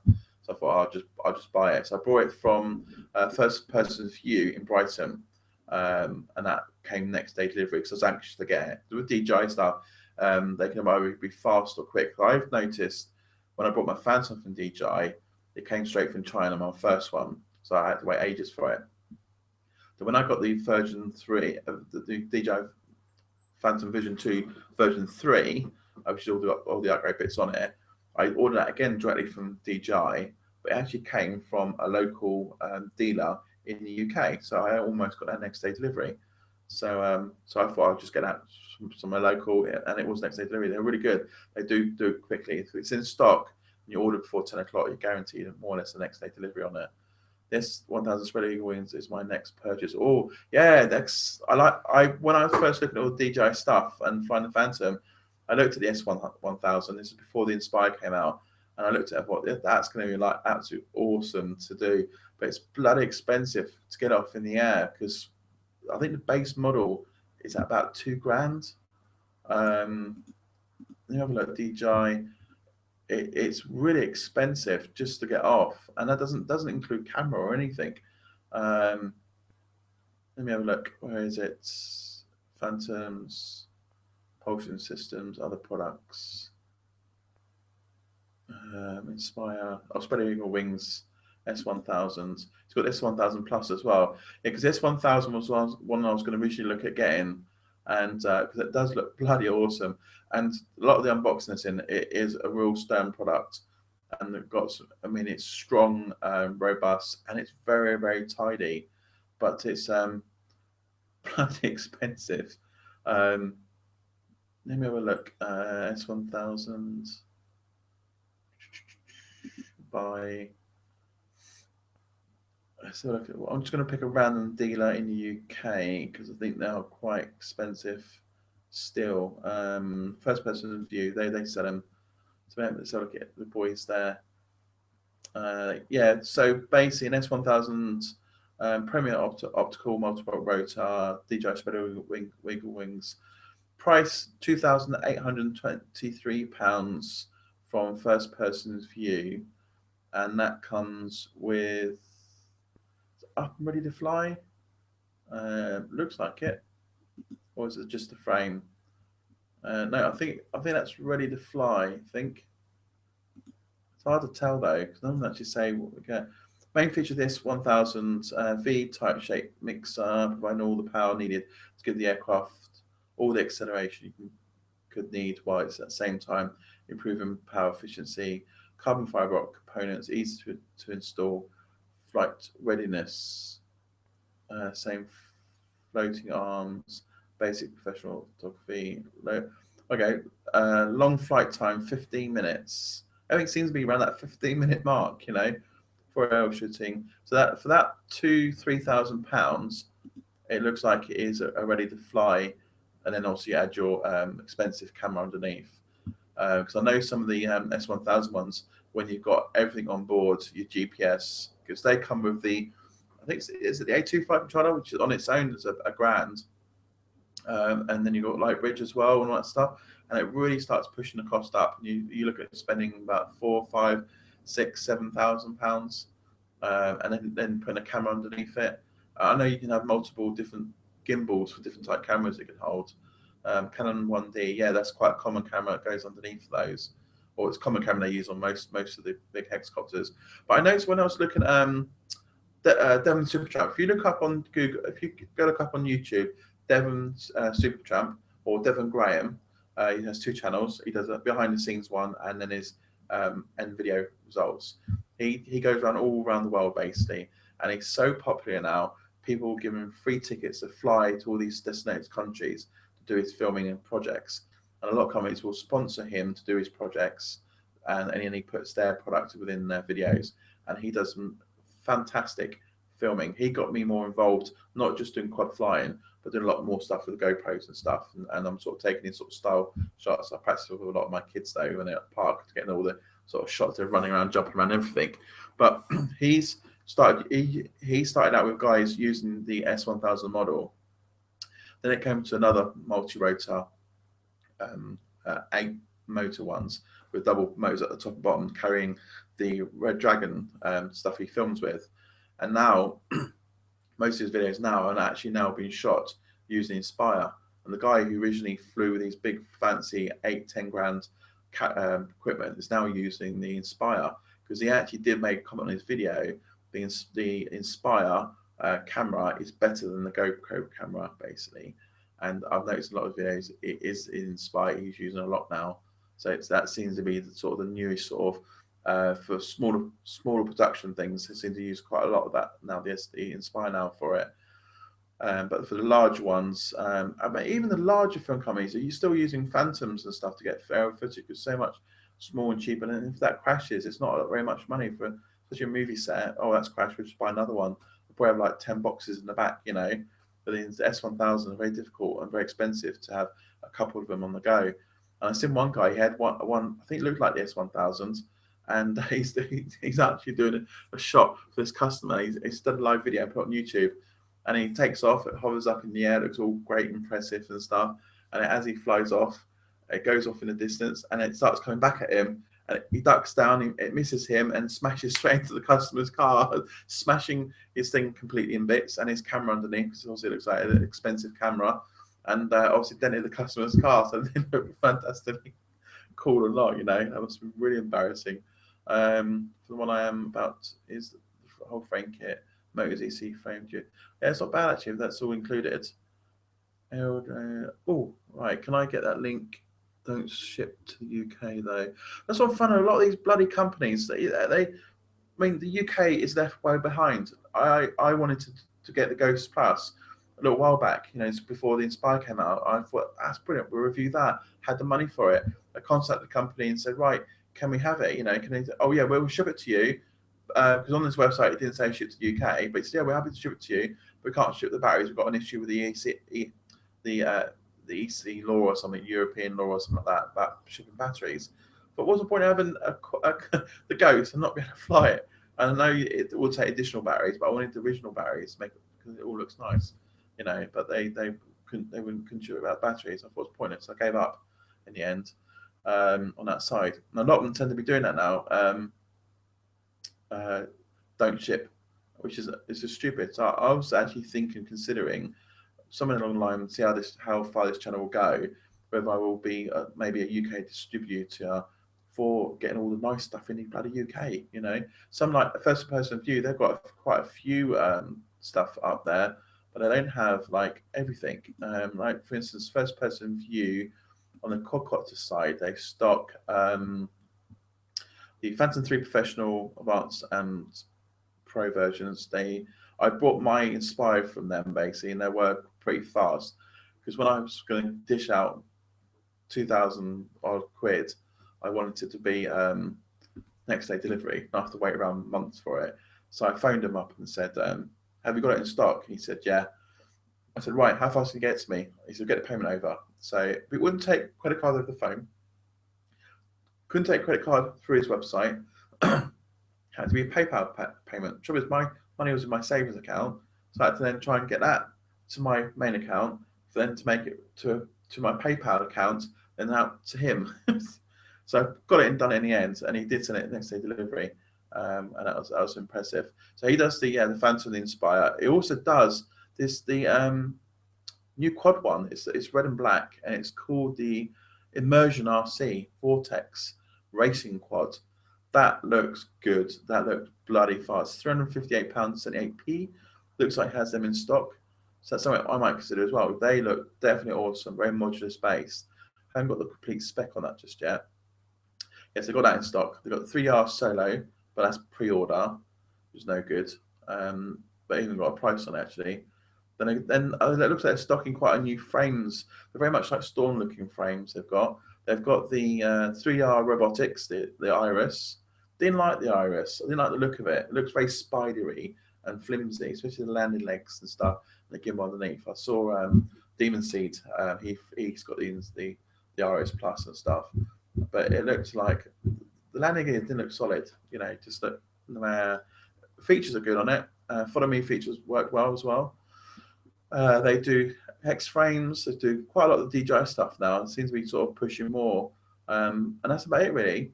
They don't do a Ghost. They don't do the Q500. Don't know that they stock that. I mean, I've got a second page here stuff. They've got all the DJI Spread Eagle Wings models. Got a lot of the little small ones as well. Immersion RC. Oh yeah, they've got the Q500 Typhoon. That's oh no, they haven't got it in stock. It's pre-order. I hate when they got pre-order. If they got it in stock, don't put it up. Got 3RS Plus. See, 3RS Plus, £719. Oh, there's one thing that I'm not going to review, and I like the controller. It looks awesome. Controller, the iPad in the middle, and it got a great big aerial boost thing here and stuff. And that's the Beepop drone. I don't know if you guys seen the Beepop drone. Maplins in the UK stock it. It's about 700 quid, but when I saw it on the shelf, it looks really plastic, cheap shit. Basically, might fly well because the camera is actually built inside. There's no gimbal or sort of thing, so it's not like these. It's sort of built in and solid, so it might have a jello effect. I don't know, but I was thinking of buying it because the controller itself did look awesome. I thought, should I do it? Should I do it? But for 700 quid, it's going to be waste. Even the look of it looks very passively. So I don't know if you guys actually seen that, but I'm not sure on that. It does look like very cheap, and it looks a bit expensive. But I suppose the controller looks like it's worth that money. It's quite cool. You ride motorbikes too? No, I used to. I used to have a Yamaha bike, and when I got to meet my wife, we swapped it for a car, and been that since. I'm considering buying a bike, going back to my bike. I do miss the bike quite a bit.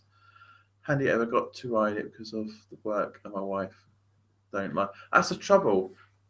The missus is. I'm single at the moment, so brilliant. Don't have anybody to sort of say, well, I do have an ex basically moans about when I buy something, say, I could have bought so much shopping with that amount of money. You know that. I've got an ex-wife that does that too. So I was married before, I had 2 kids.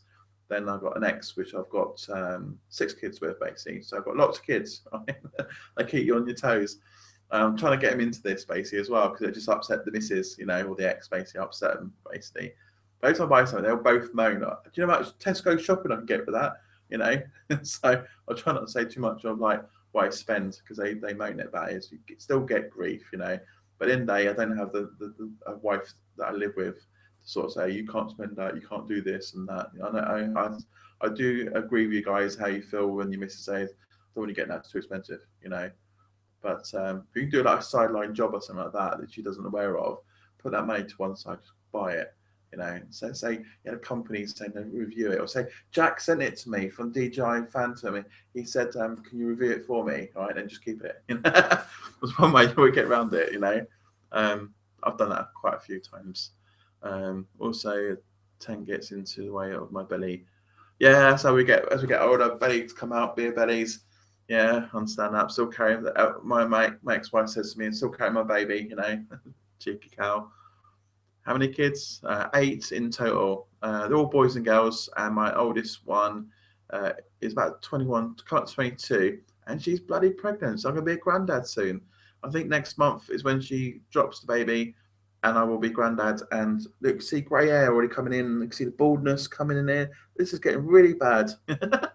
So I think when she drops the baby, I'll wake up in the morning to be like, all gone grey, completely, and I'll be called granddad. Oh, that's how embarrassing! I'm about 40 or 42.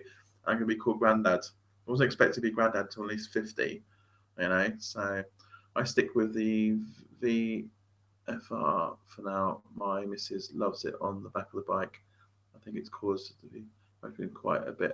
Yeah, I agree. I love them. Love that. I remember when I had my bike, there used to be adverts in the back of the paper where guys were saying, "We're looking for some sexy woman with short skirts to ride on the back of the bike to go down country lanes in the summertime and stuff like that." And it used to be very much like that quite a bit. Couldn't believe. Well, I have a 19-year-old. I'm 30, 36. You, 42, mate. 21-year-old, and my youngest one. I can remember this. My youngest one is 3 or 4, I think.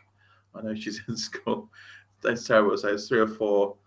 I think 5 and 6, 7 and 8, or was it 8 and 9? And one sort of 13, 14. I can't remember all their ages, but yeah. And I find that having kids now, it each year goes past too fast. So in theory, I've aged very quickly, or feel like I've aged really quickly. So it goes too fast. Yeah, and there was always constant reminders, when's my birthday? And then just months go past really quickly. It's terrible. It's great fun. It is great fun. I can sort of, hopefully hand this all down to them to carry on with and stuff. Thanks very much. Well, I have 90-year-old 36. Yeah, all good fun, I suppose. Yeah, I started actually collecting. Don't know you guys. I mean, you guys all like the boys' toys, and I've been sort of. I do some gaming stuff now. I've got a gaming channel, sort of like do in between this as well, and I'm doing my kids to play on like some games they live streams. I'm getting quite a bit on that, and I started collecting bits and pieces because I thought there's no point leaving money for the kids because they just argue over when I pop my clogs. I thought I'll get into. I like my movies and things like films and stuff, especially the Avengers and the Marvel films are pretty good. Everyone sort of has a sort of half that. And I started buying a game called Assassin's Creed, and I bought these like limited editions for Assassin's Creed, and they sort of like joined together and act one piece. So there's Assassin's Creed, okay. But these are cheap toys, and as I was going around, I found out these are one-off and they're designed really well, and they're a very limited edition. So once they've made, they're only made a very small amount. They get sold very quickly. And if you're lucky enough to get one, then I found out after they don't make any more, some people put them on eBay and then they triple in their price basically. So I'll show you what I've got.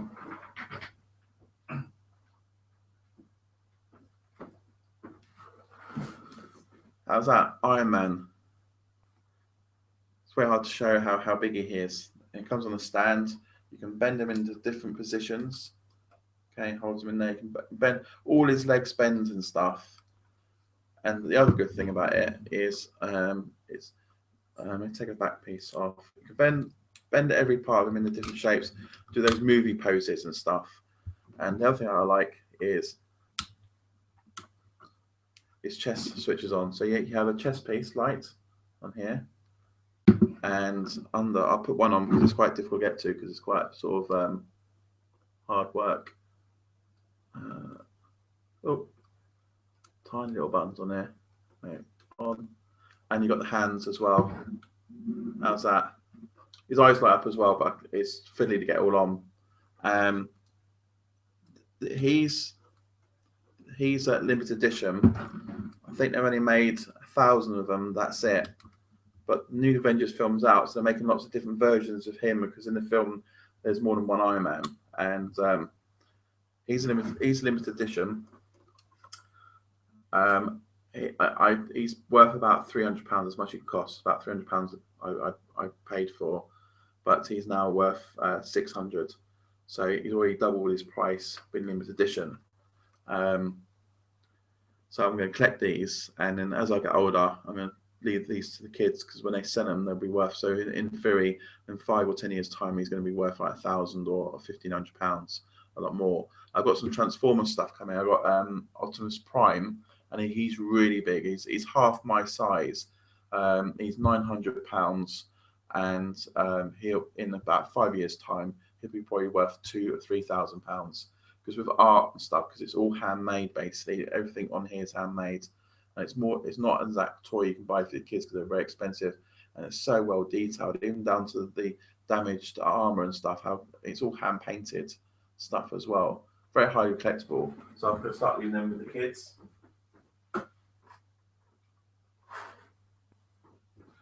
I've got a couple more Iron Man in different. If you watch the new Marvel film, you'll see the different Iron Mans they have. And I also brought, don't know if you guys, G.I. Joe, the Baroness. It's hard to show how, that's how tall she is. She's really, really big, very heavy, again, handmade. And they made 750 of these, and this is the 96th one I've got. She's about £500. So again, I've seen her already on eBay going for £1,000. They made this one and a red version of her, and the red version of hers is about nearly double the price. And you can just see how much detail is in the face as well. Just so well detailed. So that's my things I've been doing, collecting, so I can hand them down to the kids, and hopefully when I pop my clocks, they'll be worth something for them to do, you know. So I don't know. No sound on the Iron Man, just the lights. Having Interstellar, but I've not watched it yet. Interstellar is really good. That's a really good film. That is. Today tonight, it's unreal. I am at 4 a.m. for work, so I maybe watch it tomorrow or work. Okay, cool. Shout out. What do we all do for living? Includes Jack. I am in security. What I do for a living? Well, basically, I used to run my own IT company. Very successful for a good 15 years. Had some really good deals, and made loads of money, basically. And then I got to a point where I've put all my eggs in one basket, and a company pulled out, and it sort of made me decide to like downsize, restart again, or quit and find something else. So I made a decision to quit and do something else. So I'm very IT. I'm an IT consultant running my own IT company. I was doing web hosting. I built a data center in Croydon. So I did lots of stuff. I managed, designed, and built the data center in Croydon, and did some really good stuff.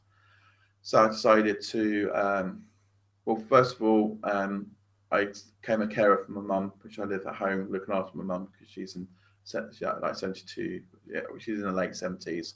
And lots of issues and stuff. So I thought I'll become a carer, work out what I want to do next, basically, and start a new business. So that's when I came across the DJI flying stuff. When I was working for my business, I had lots and lots of money to spend. I was buying lots of expensive remote control cars. I had loads. I had like cars this big, cars, well, to the point it take the whole of my back seat up in my car, and that was nearly a full scale remote control petrol engine.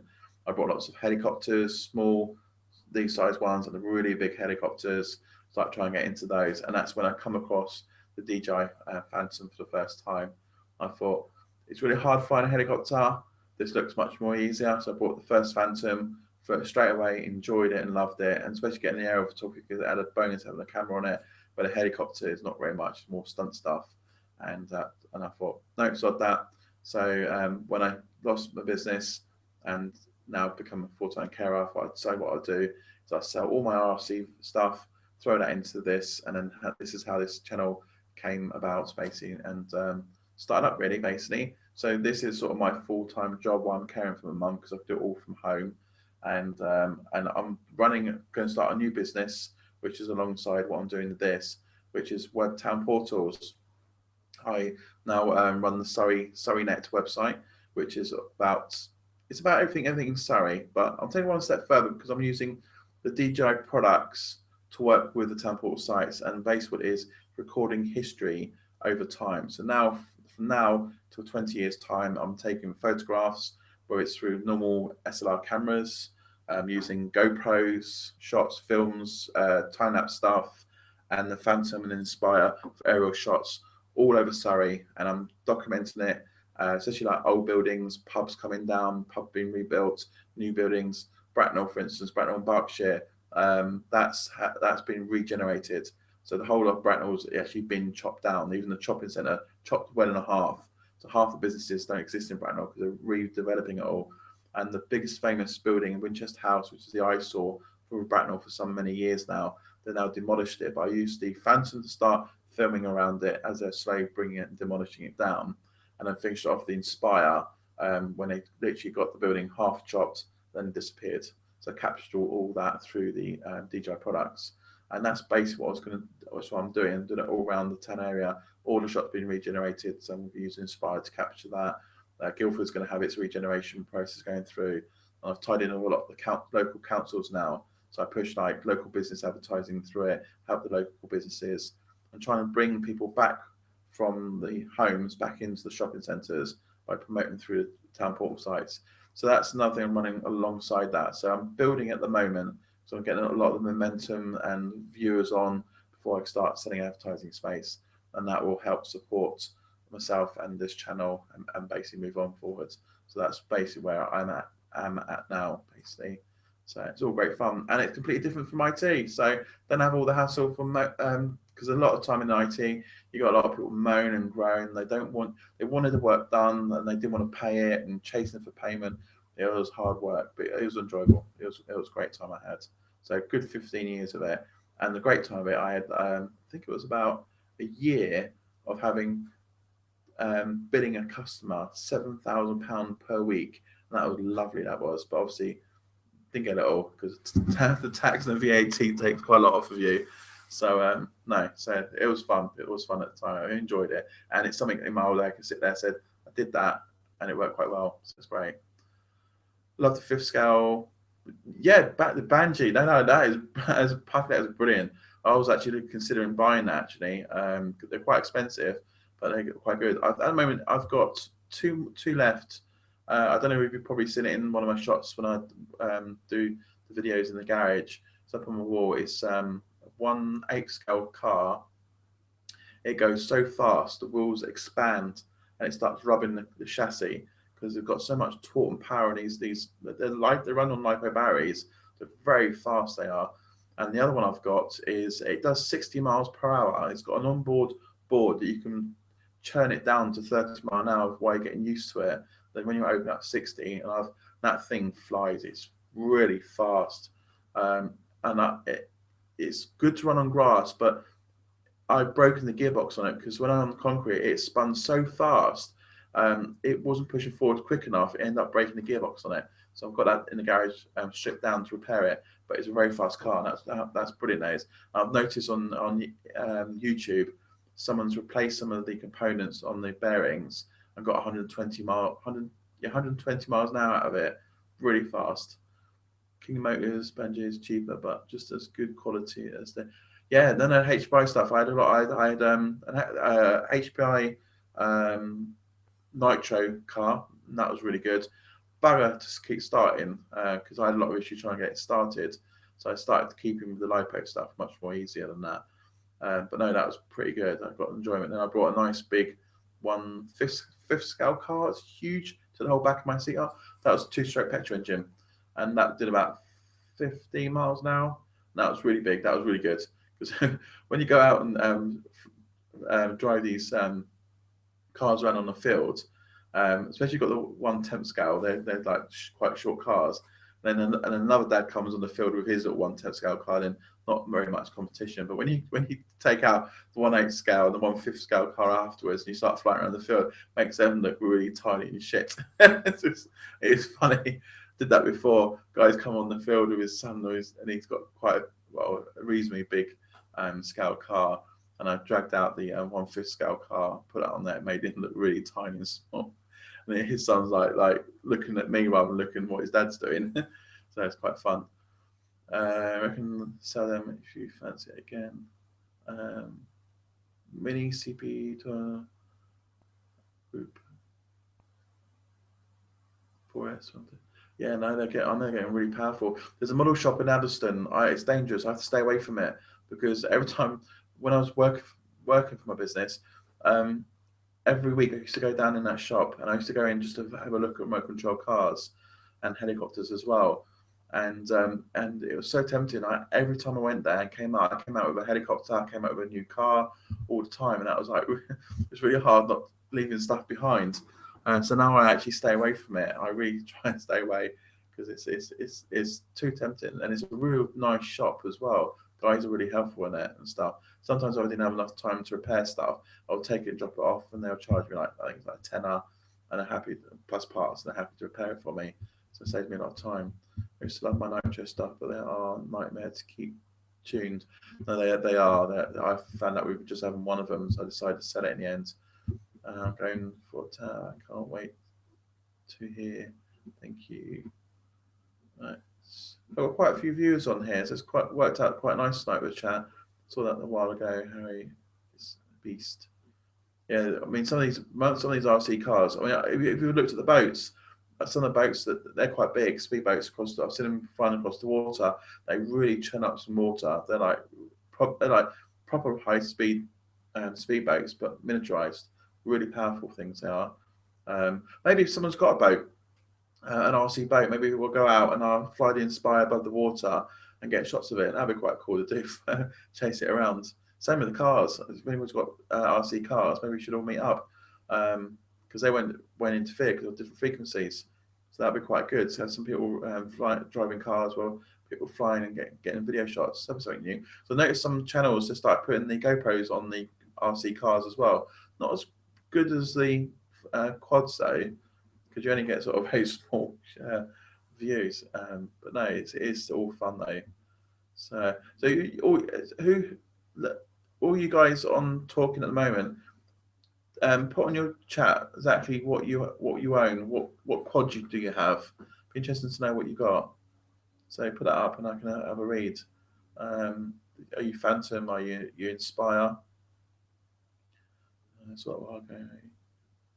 Okay, so I've got 2 boats from a family member. I have never had them in the water though. Well, get them out, get the motor on them, get them all out on the boat. It'd be fun. I mean, RC is good fun, but it's obviously expensive hobby to keep going, especially if you have crashes and accidents. You know, it's a bit of a nightmare, I suppose. What else I got? I normally do. I think RC. That's it really. Well, my helicopter, it's in the garage. I'll show you that. It's quite big. I crashed it. So I bought all the spares to repair it with, but because I'm doing all the Inspire and flying around and stuff, I've not had time to get out on the bench to put parts into it. Because I know I can fit the NASA M2 controller to it, and then that will act as like the quads do with GPS and stuff like that. So I could probably get that out, and it'll probably be more enjoyable to fly a helicopter because helicopters are hard to fly, very hard to fly. I have Hubsan for 10 cube and cool. Yeah, Hubsons are really nice actually. I've seen those ones. But no, I'm just looking at the Solo here. The Solo 3R Solo, that's got an impressive remote controller for it. That looks really good. But the layout is sort of very similar to the Inspire. So Matey has taken a lot of the DJI sort of ideas with him. But like the orbit and the camera, the cable cam selfies are quite good as well. It's got quite a lot of pre-programmable stuff and follow me feature as well. Yeah, talk about the RC world, and they've got like the follow me features on the quads. I've never seen them attempt that for like boats or I don't know, RC cars. You know, run around on a bike and have the RC car chasing you. That'd be something different. Hubsan for RC is great. It's Instant divorce date. That's right. Yeah, yeah. Get on the wrong side of the missus. You'll be buying a DJI Phantom 3 Advance. That's what I'm gonna do. I'm gonna buy it.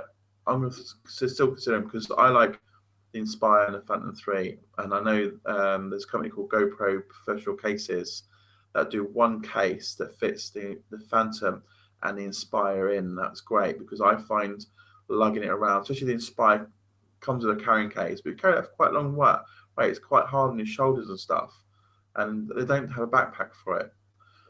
But I like it to be in a hard case so it doesn't get damaged. GoPro Professional Cases do cases for absolutely everything now. GoPro cameras, quads, quad racings. They're really keeping up with the market. They're really keeping on board. Anything new comes out on the RC side, they're in there making a case for it, which is really good. So I'm going to look at buying the Advanced case, which holds the Inspire, but you don't have to flat pack the Inspire. It can stay legs out, so straight in there, Phantom on the other side, and it carries spare batteries to the Inspire, spare batteries for the Phantom as well, props, tablets, and I think the Inspire 2 controllers, Phantom 1 controller, so loads of room in there. Seals up, it's on wheels as well. It's not a cheap case. I think they're about $500, I think. So they're not cheap cases, but they are well worth a look. So I'm going to look at getting maybe get the Phantom next, and maybe the case afterwards as well. Then I can do a review on their cases as well. Are we buying an Inspire? Yeah, the Inspire, I always recommend Inspire. Is a nice bit of kit. It's expensive, but it's well worth it. I mean, I can't believe £2.5 sitting out in the garage. That's almost like buying a second-hand car, isn't it? That's but small. So I expect the missus say, "You can't take me shopping on that, can you?" Mate has a Phantom 1 and he's going to try and follow my Banshee around the track soon. Well, it'd be interesting actually if you do get a shot off on your Banshee and the thing, get some shots up. Send me links because I'm going to do my website. I'm going to add in lots of people's videos as well. It's been interesting to share around what people are doing. So it's all fun. It's great. Chris, best choice you ever made. Thanks, Harry. Yeah, Spire all the way. I do like that. The trouble is that the Inspire, same with the Phantom as well, is you're out and about flying and stuff with the and you're out in the park doing it. It gets the kids attracted to it. Then the mums come over or the dads come over and sit and chat to you about it. And I've had I was flying in the kids' party going playing on me, but I was out waiting. What was I doing? I was I had Rihanna with me. I was bringing her home because I had her for the night. So I thought I'd do a quick flight because it's like 10 minutes, and I flew in the park. And then I had a little boy running over to me with his mum. She asked questions, and now she said, "Oh, I need to get my husband one of these for Christmas as well. It's a lot of money." So I said to her, probably best getting a Phantom. So she took my details down from my site that I do here, so her husband can have a look anyway. So far, I probably actually sold DJI another Phantom for him. And then I had another mum come over moaning at me. She said, "Did you know you're causing a lot of problems in the park because the kids don't want to play in the park anymore. They want to come over and see you." So I had a whole crowd of them come over, and then they all, excuse me, they all had selfies with the Inspire just hovering above them, or away from them though, because they were standing here. Spire was just at an angle, and the mum's down there with the cameras getting the little selfie pictures and stuff. I thought it was quite funny. It was, but I get that a lot when out about. If you get caught with people, they come over. It's great because I've never had any negative issues with my quad. I've never had them moaning at me saying, "Oh, we're taking pictures of my kids. They've seen it. Got a camera on board." And lots of people saying it's got a camera on board. I said, "Yes, it has." And they all say, "Oh, good," and they end up getting involved. They're not looking at what your tablet's seeing, and they can start seeing it. Wow, that looks really, really great. And then they start taking details like my site and especially my town portal sites, because when I do aerial shots, they go straight up on there, and then they attach to it and start looking at it. I get loads and loads of comments. So I said one guy, he's a subscriber on my channel. He lives in Basingstoke, and he had an Inspire, and he had such negative issues around his neighbours, it forced him to sell it. And I think that's really sad. It's really stupid. But I won't let anybody tell me to say, get out, blah blah, because it's not doing anything. And then it's educating people, because the Inspire camera, it doesn't pinpoint people. It doesn't pick the details out, because it's just a very wide angle open camera, isn't it? It doesn't have zoom features on it and stuff. I suppose when they do cameras, I know they're working towards a zoom feature, because there's a new camera out the market that's actually making GoPro Quake in their boots, and it has an actual zoom feature. When they start adding that to quads, I think that's when we're going to start having lots of privacy issues and stuff. But why we've got them as a wide angle, it's not causing a problem. I'm trying to say to people, it's got to be smack back up in your window to be able to see you from your house. And you'll hear it anyway, buzzing outside. So it's not exactly noisy. People think they're going to sneak up and say, it's noisy. It's not going to sneak up, you know. People get the wrong end of the impressions. But a lot of men need to talk about it. They're like, it, you can see them getting educated and they love it and get involved. I mean, I've got people in the Aldine who want to meet up and do a droney shots and stuff like that. So I was thinking organising a droney shot in the Aldine, have a crowd of people, less than 1,000. You're not allowed to drive five of that, more than 1,000. Do some droney shots. That'd be quite fun. That would be. Can't comment on winning that bad lad. Submit and I'll post it when it happens. Okay, put the conversations going between each other. Would anybody recommend an NZR if I don't win Jack's quad? Let me have a look what you've got, what that is.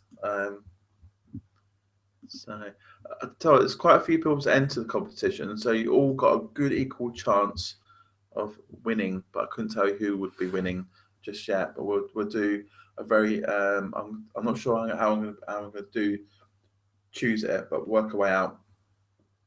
So then we'll look the ends. Is anybody actually ordered from Banggood before? Because they've got quite a lot of stuff on there. That's quite a nice frame. That frame type looks quite similar to this frame type. Trying to look at quite very similar in shape. Oh no, that frame type is the next one up. That's the next up from this one because it's got the pointed bit and protects the camera more. So it's quite a nice frame type on it is. Get back to the video. Jack again, how do we win the quad? A few of us unsure.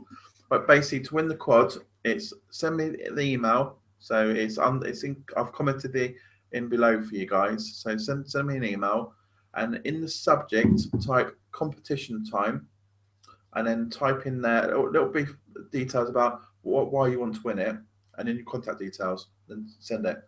That's all I need from you guys. Then I'm thinking about put it into a hat to mix around and pick a winner out, or I might have some sort of wheel that can spin it around to see who wins it. We want to do it live, so it'd be something, you know, a new video to do. We'll do it live as well. It'd be quite nice. And save all the hassle. Just choose me, Jack. It would be nice, but obviously it upset a lot of other people as well. Haven't ordered a few things from Magga. Never had any issues with them. Oh, it's not bad. Might actually start doing. So I'm getting a very dry throat here. So I might start doing on my site some good shopping links, so good sites to order from. So if you guys start recommending like shops you've ordered from, had a good service, maybe we should start doing some shops, list them and rank them, saying, you know, next day delivery really good, blah blah. Maybe put some stars, say which one's the best and stuff. So I get that. A lot of people say to me, where'd you order from? What's the best place? Blah blah. And we include UK and States because the States tend to have, and Hong Kong tends to have the best choice in quads, but the UK is very slow. So if anybody watching the channel owns a hobby shop, start getting the stuff abroad in quicker and faster so we can keep up with the States, because we're always looking out for the latest and next best drone. And I am always looking for something that's going to beat the DJI. Happy to have and try. So Jack at jackdjiphantom.uk. That's right. Hi Jack, how's it going? Hi Mike. Yeah, pretty good. How long are we going on for this? We've talked quite some time now. Started at 9 o'clock, an hour and 45 minutes. Wow, that's been a long time. Chatted along. To me, it feels like I'm talking to myself, you know. But, what do you guys think about? Where you on? What do you guys think about? Oh, wrong one. Mouse mats. Then, do you think you'll be interested in mouse mats? It won't be exactly these. There'll be different designs for you guys, but I'll do a whole range of them anyway. So if you think it's a good idea, so I'm working out what's the sort of stock t-shirt designs everyone loves anyway. So I'm going to do some nice slogans and stuff. I was thinking caps as well. I was thinking a nice baseball cap with stern front bit, because because obviously when we're flying in summer, the sun's always in your eyes and stuff. So I want to get something maybe put on there to say, I'm the pilot, or maybe inspire pilot or something. Don't know. I'm thinking of lots of different ideas. So let me know what you think, basically. Because my ex is getting into, oh, my ex is doing these, guys. So they're interested. The box of sweets come a mixture of all sorts. They're about £4 to buy, okay, plus postage.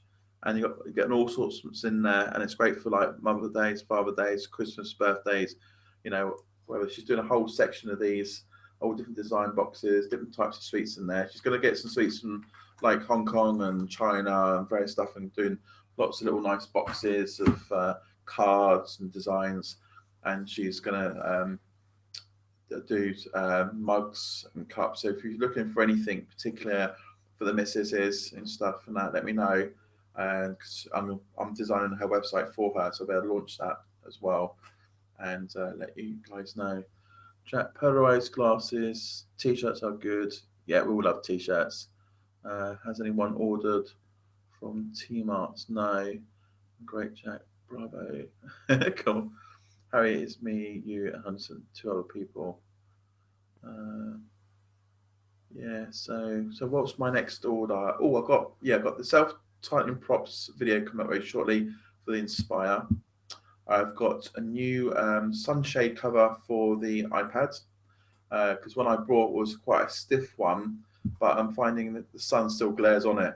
I have to have it really up to my face like this, hiding in it to see anything. But then it's the point is because you want to see in line of sight.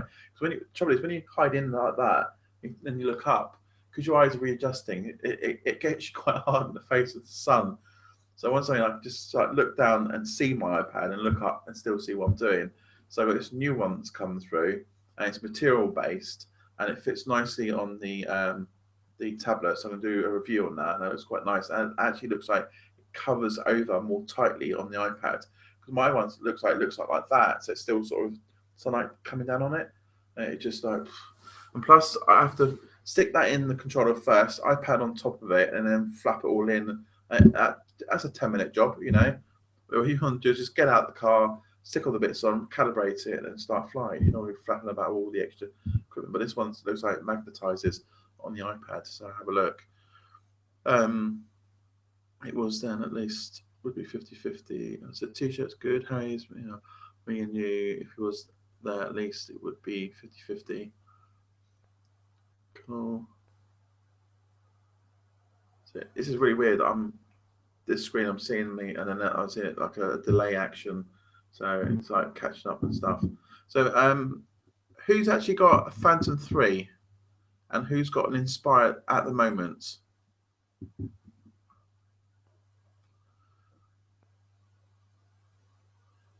Bit of delay coming up there. I'll look in a sec. What else I've got? Oh, has anybody got FPV goggles yet? So interested to know what you guys think of the FPV. Is it just me, they're crap, or is it maybe my eyesight? Look, it's quite nice though. And well, remember when you're buying these, make sure you buy the receiver, because when you buy these, you don't get the receiver as standard unless you buy it as a kit, and you don't get the charger either, basically. So make sure you buy it as a kit, which has got the receiver and that as well. I'm going to do a review because someone actually asked about how to tune these into their quad. It's quite easy, because we'll make sure. So you've got to be very careful, because when you buy the quad, this will have a range of frequencies it will tune into, so you can change the channel on them. Okay, so you've got to make sure that range. So check that out on the technical spec on the sites before buying these, what range that includes. Then you can download the technical spec manual for this to see if that's in the same range, because I found this is just comes in on the range of these goggles. Okay, so I managed just to get them tuned in, because it literally was very close on the scale on those, and they're tuned in nicely, basically. So do check that out. So make sure you get technical spec of the receiver, what channels it starts and then finishes at, and same with that, to make sure these channels are the same as these ones. You can just find the one and then tap it. I had some dip switch settings on here to flick, and there's on here it just has a channel thing you go through. So you set the frequency on there that's in the same range of here, so you just pick one, and then use the up and down on here until you find the picture, and it's as easy as that basically. But that was quite close to, very close to the range of it. I had to go up really high up on here to get that to pick it up. Otherwise, this would have been pointless. Otherwise, so I fact shot us again. It was at least okay. Jack t-shirts. Inspire one. I am not that rich. Okay, I fact shot teleport Fusion 3 and 3B 2 4. How are you getting on with the T48 battery? Because I had lots of issues about that. Now they're much more expensive, but you get a bit more flight time out of it. Because I've got the T47 batteries, which I do. I don't mind them, and I know they were about £166 in the UK to buy, but I got them from Helipal. I think it's Helipal I got them from, yeah. And they come in at about £112 each. And then I managed not to get I paid, I think it's like £14 custom charge, I think it was. That's all I paid because they didn't charge VAT on it. But the custom charge is meant to be the VAT, so they must have put a lower value on the box that gave me a £14 custom fee instead. So I got them quite cheap, and I think £30 to send them basically. But I did buy other stuff with it, so it worked out quite good. So in theory, probably about £125 a battery. That's still better than £166 per battery. So I got 3 of those. But the weird thing is, I bought my Inspire. It came with 1 battery, and I charged it up. I got 1 first flight out of it brilliantly. Went to charge it back up again, but I didn't charge it straight away. I left it. I think as I left it for the day. So the next day, I put it on charge, and the thing wouldn't even power up, charge up. There's no lights on it. No matter what I pushed the buttons, I even contacted DJI, went through like sequence of things to try. Nothing. It was dead. So so I said to first person view where I bought them from, saying look, batteries obviously dead. I've gone through DJI. They said that really nice. Sent it back to them. They then sent it off. But I had to wait for a bit. So that's when I searched around for better batteries or cheap batteries. That was £166. That were still genuine DJI batteries. And I found a Helipal with £112. So I purchased 2. That was more or less next day delivery. So I got them more or less the next day and started flying with them. And then about a week later, I got my original one back. So it gave me 3 batteries. But I'm looking to get 3 more batteries because in theory with Inspire, especially being out all day and stuff, you do need a good 6 or 10, I suppose, to fly around. Because I don't think you get proper 18 minutes out of it. I think it depends how quickly you fly or how much you throw it about, depending on battery and stuff. 3 T48 batteries and 1 T47, but that's costing you an arm and a leg because I think the TB48s was that 100, 200 quid, a bit more, and they're quite expensive. So you've got deep pockets, deeper than mine then. Anybody sold their Phantom 2 off yet? Because I'm actually thinking of selling my Phantom 2 Vision Plus. Perfect working order, probably about 11 or 12 flights out of it. It comes with 3 batteries. I've got 3 batteries with it. I've got the new controller, which obviously got the new bits on it. All working order, latest firmware, all up to date on it and stuff. And I'm looking to know, make me an offer. Anybody, if it's interested in buying a Phantom 2 Vision version 3, got all the original box for it. Make me an offer, okay? Make me a good offer though, because that'll go towards my Phantom 3. All right, and I'm going to put it up on eBay next week. And I might even put up on my site for a bit, see if anybody's interested. I have to leave, guys. Lots to do before bed. Catch you all later. No, that's fine. Oh, yeah, it's come up to almost 11 o'clock. I think I'll call it a night. So hopefully we've got quite a bit out of this. If you enjoyed this sort of chat and stuff, let me know, and we'll arrange another one maybe next week or next couple of days, and we'll take it from there. So thanks, guys, for joining in and contributing towards the chat. Been great, and obviously nice to sort of find what you guys are all up to, and you're not on your own about your missuses. Don't like these hobbies. I fully understand on that.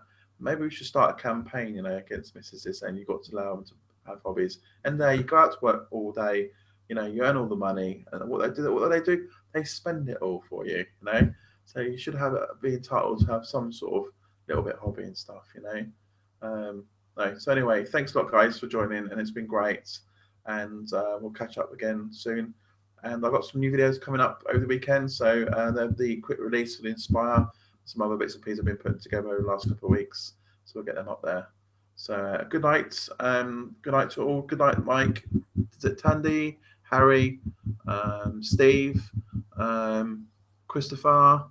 Have I missed out anybody? Trying to think. Or anybody else hasn't chatted, just been listening. Thanks for joining, and I'll see you soon. So remember, guys, fly safe, be safe. Remember the UK Drone Show, December 5th and the 6th. I'm going to be there wandering around basically, and I'm meant to be having some free tickets and some discount codes. So I'm going to get in touch with the UK Drone Show and saying, where are they? So if you haven't got tickets yet, let me know. So send me an email if you've not got tickets, and I'll get some stuff over towards you, or maybe a link for a discount and stuff. I know the tickets are not very expensive. I think about £8, but it's going to be good because all the top brand people are going to be there. DJI is going to be there as well. So I'm going to try and get some interviews with them. And I'm taking along a local MP with me. He's brilliant on multimedia, great with the camera and stuff, and he's very much guy sort of in your face. So I'm going to get him to do some good interviews with the vendors and stuff. That'd be interesting. We'll get them up on the site anyway. So can't comment as I'm winning the bad lad. Okay. Well, anyway, so good chat. Thanks. Thank you. Good night. Well done. All right. Speak to you soon, guys. Remember, fly safe. Cheers.